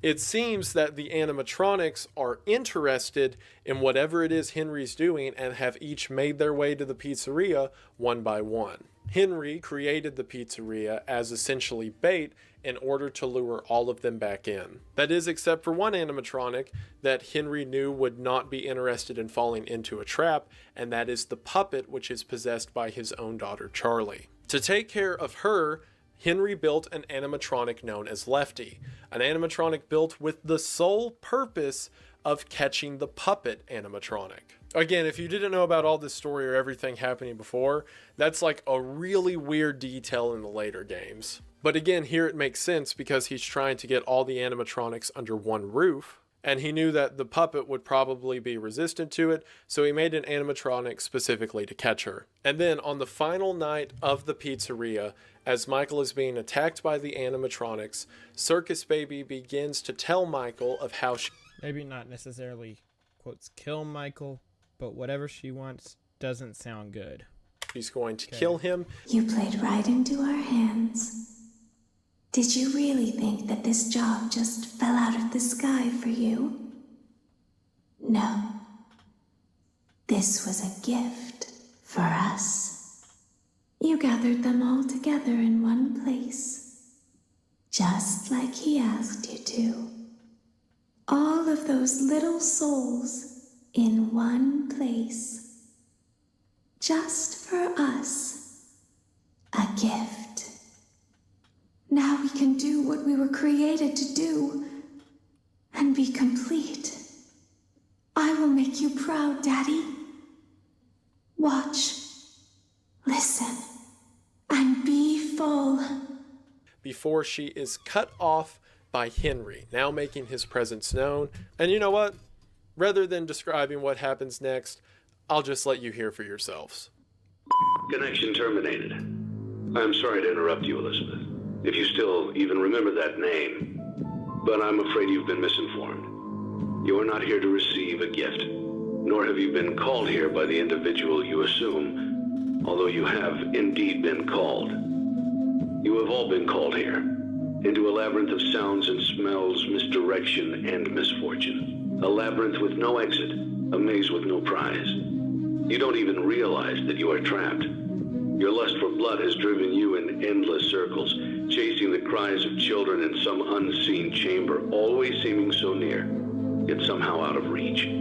But you will never find them. None of you will. This is where your story ends. And to you, my brave volunteer, who somehow found this job listing not intended for you. Although there was a way out planned for you, I have a feeling that's not what you want. I have a feeling that you are right where you want to be. I am remaining as well. I am nearby. This place will not be remembered, and the memory of everything that started this can finally begin to fade away, as the agony of every tragedy should. And to you monsters trapped in the corridors, be still, and give up your spirits. They don't belong to you. For most of you, I believe there is peace, and perhaps more, waiting for you after the smoke clears. Although for one of you, the darkest pit of hell has opened to swallow you whole. So don't keep the devil waiting, friend. My daughter, swallow you whole. So don't keep the devil waiting, friend. My daughter, if you can hear me, I knew you would return as well. It's in your nature to protect the innocent. I'm sorry that on that day, the day you were shut out and left to die, no one was there to lift you up into their arms, the way you lifted others into yours. And then, what became of you? I should have known you wouldn't be content to disappear. Not my daughter. I couldn't save you then, so let me save you now. It's time to rest, for you, and for those you have carried in your arms. This ends, for all of us, in communication.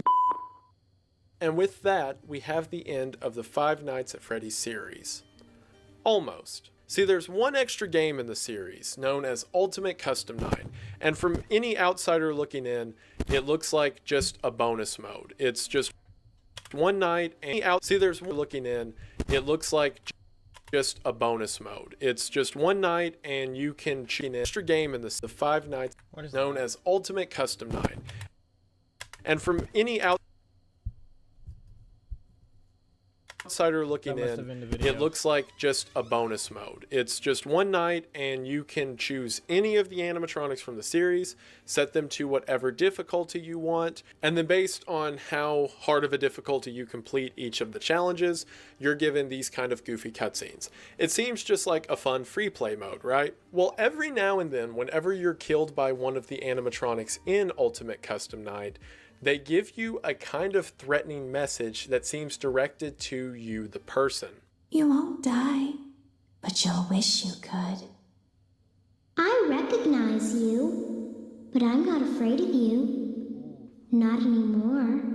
It seems like there's more going on here. There's a character in the name known as Old Man Consequences. And if you change the settings to where it's just Old Man Consequences that you're going up against, you'll be taken to a sort of pristine lake where you're controlling a sprite that looks like Fredbear, to which Old Man Consequences tells Fredbear, "Leave the demons to the demons and rest your own soul." It seems like this Ultimate Custom Night is William Afton's personal hell. And not only that, but it is being curated by the spirit within Fredbear. If you'll remember, Evan and Cassidy are both within Fredbear itself, and whenever William dismantled all of the animatronics in order to put them into the Funtime animatronics, which eventually became Molten Freddy, it was left very ambiguous if Golden Freddy was among those who were captured. So if it's true that Golden Freddy was not brought into the fold of Ennard, that would mean that after Henry burnt the pizzeria and made all of them pass to the other side, that Golden Freddy was exempt from that. Or if Golden Freddy was a part of Ennard and was burned up in the pizzeria, then it seems like both of the souls in Golden Freddy, or one of the souls in Golden Freddy, doesn't want to let go. Now, there's a lot of evidence to say that this spirit that is torturing Michael is the spirit of William, not Michael. Gotcha. Cassidy, the other one possessing Fredbear along with... I'm so sorry, we're almost done. Evan. The reason for that is some of the animatronic voice lines in Ultimate Custom Night refer to the one you should not have killed. And that couldn't be Evan because William didn't necessarily kill Evan, Michael killed Evan. However, I really want it to be Evan who's torturing William for eternity. Because not only would that be very poetic, as Evan was the first child dead that started everything, and now he's the last child who's still holding on to torturing his own father, but it also makes the story so much more personal that Evan, who was forced to live in this hell over and over again, because as his father said, he put him back together, is now forcing his father to endure what Evan and so many others had to endure as well. Either way, the spirit within Fredbear is still holding on and forcing William to endure their own torment rather than passing on to the other side. And if you manage to complete Ultimate Custom Night on nearly the hardest difficulty, you get a final end screen of Fredbear just sitting there, twitching as the camera fades out. Is this a representation that Fredbear is going to continue to fight and torture William for time infinite, or is the fading away symbolic of Fredbear finally letting go? Who's to say? But what I will say is that completes the Five Nights at Freddy's timeline. Probably, maybe. A lot of this was guesswork and speculation, but that's pretty much on par for the series. So my plan was to have this video as it is, and then immediately just keep talking and run into the VHS tapes. My plan was also to make this Five Nights at Freddy's lore section like 20-30 minutes, and this is not that. So while I normally would just say, oh, I don't care about making a 4 or 5 hour long video, I think it would be a discredit to the creators of the VHS tapes like Squimpus, McGrimpus, and whatnot if I put the VHS tapes now after, what's this going to be, like an hour and a half, 2 hours of video, and then start talking about their content, because their content's really cool and I want to give it the attention it deserves. Not, okay, go watch me talk for an hour and a half and then I'll talk about those guys. And also, a lot of people wanted to see the FNAF timeline or my take on it anyway, so this wasn't like lost time at all. So I think what I'm going to do is I'm going to just upload this video as it is, just like the Five Nights at Freddy's story, and then right after I get done recording this, because I already have all the notes and stuff put together for the VHS tapes, I'm just going to record the VHS tapes and edit the two back to back. So this video will come out and then the VHS tape analysis will come out shortly after. That way the VHS guys get their due respect on the work they put into their projects rather than being at the end of however long this is going to cut down to. And if someone's just interested in the Five Nights at Freddy's story, they can watch this and be done with it. And if they want to know about the VHS tapes, which if you're interested in this story, I know you definitely will be, they can just go to the next video as soon as it's up, which I will link at the top of the description right below the ad. I think that's the safest way to do it. I also think that's the sanest way to do it to keep me from losing my mind, because I've now been recording for about 4 hours and doing another 2 standing up like this will break my leg, so I think I'll call myself a break. Either way, that was the complete story of the Five Nights at Freddy's series. I intended this to be like a working retrospective for both people who like the series as well as newcomers, and I don't know if anything I said made sense to newcomers. Made total sense to me. Guess you're really good at explaining stuff. I normally don't say like, oh, let me know in the comments if you blah, blah, blah. But unironically, if you aren't familiar with Five Nights at Freddy's, let me know if this made any sense. Because I don't feel like it did. And I need to course correct myself if I goofed. But I think it was like okay, at least as someone who knows the series. But thinking about it now, if you didn't know the series, I bet that was rough. Either way, if you are familiar with the series, and especially if you're not familiar with the series, and you just sat through all of that, I just want to say thank you for watching. Five Nights at Freddy's has always been very interesting to me because it's such an interesting concept as someone who likes horror. It's like, all right, children were murdered inside of a pizza place and their bodies were shoved into animatronics, and then that's it, survive that scenario. And like, that's what it started out as. Everyone remembers how big the original game got. But then as more came out, like definitely the hype grew at least up until Five Nights at Freddy's 3. But as more came out, there were more questions being raised than there were answers given. And like, this is a weird tangent to go on, especially at the end of a Five Nights at Freddy's video. But take a series like Attack on Titan, where there was one core question that was being asked, but in the meantime, they were answering smaller questions that led your way up until you got your big reveal.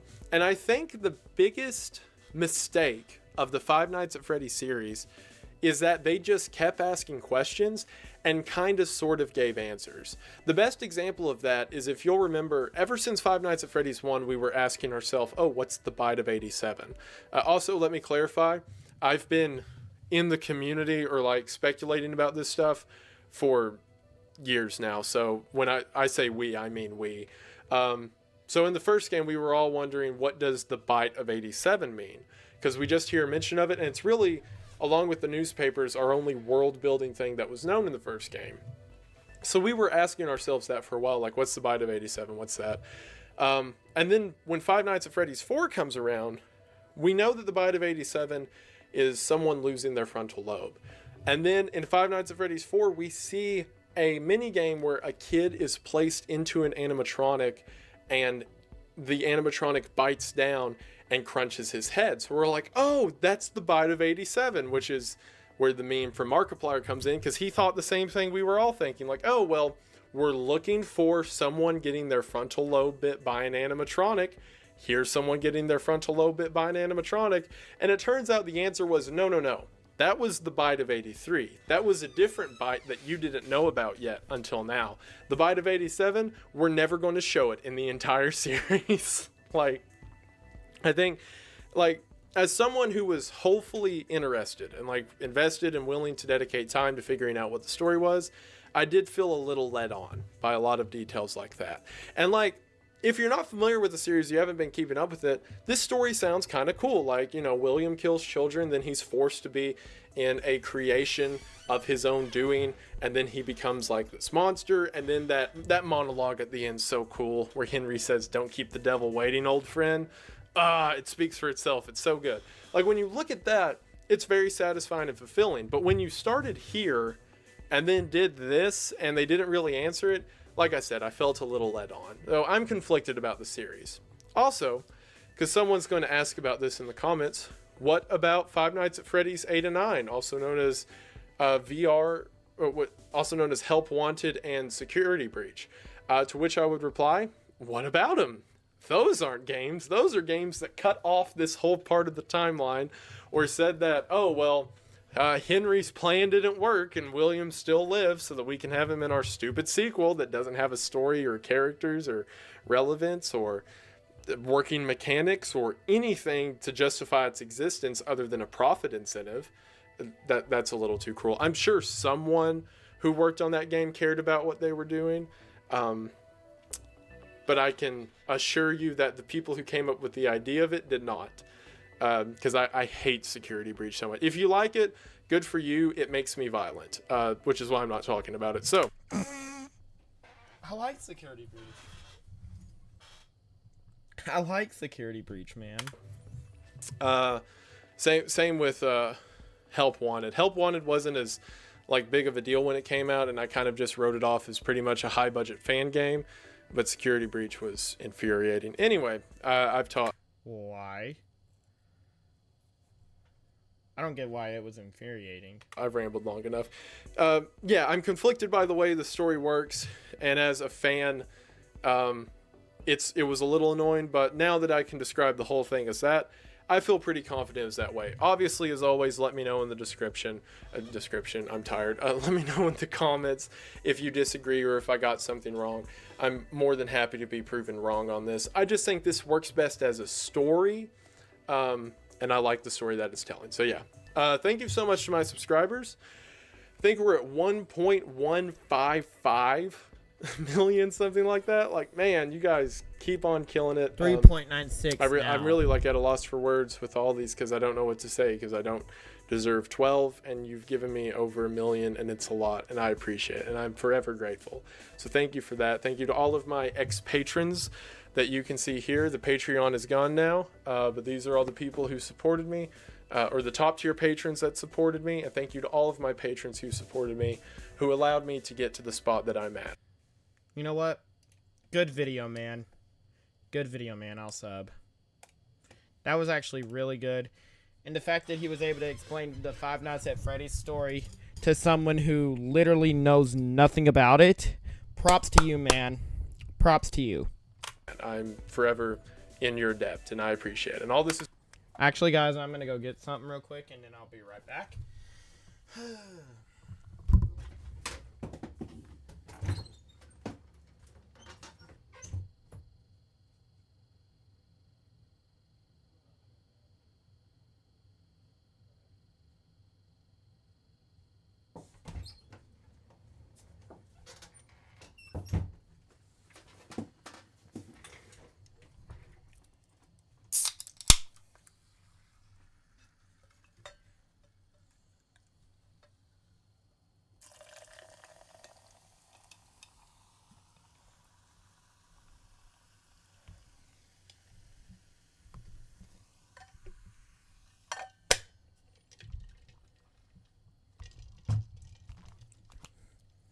This is possible thanks to you.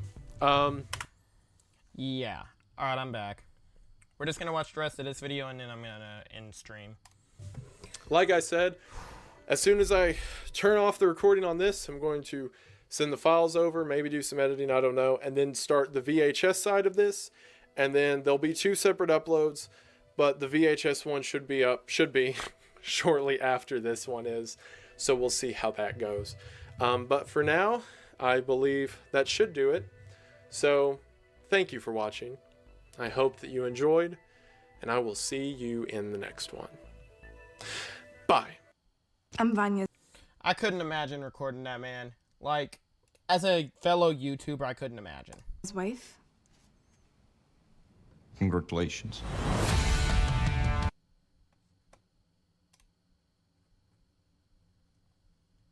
So, I might watch the VHS tapes another time, but I'm really tired, and I've been streaming for 3 hours and 42 minutes, which is way longer than I thought I'd be streaming.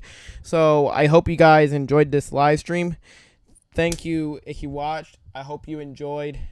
And Security Breach I will be playing Security Breach in a few days, probably. So, guys, I hope you guys enjoyed this live stream, and I'll see you guys in the next live stream. Goodbye. If you did enjoy this live stream, please drop a like, subscribe, turn on that post notification bell, and I'll see you in the next live stream. I hope you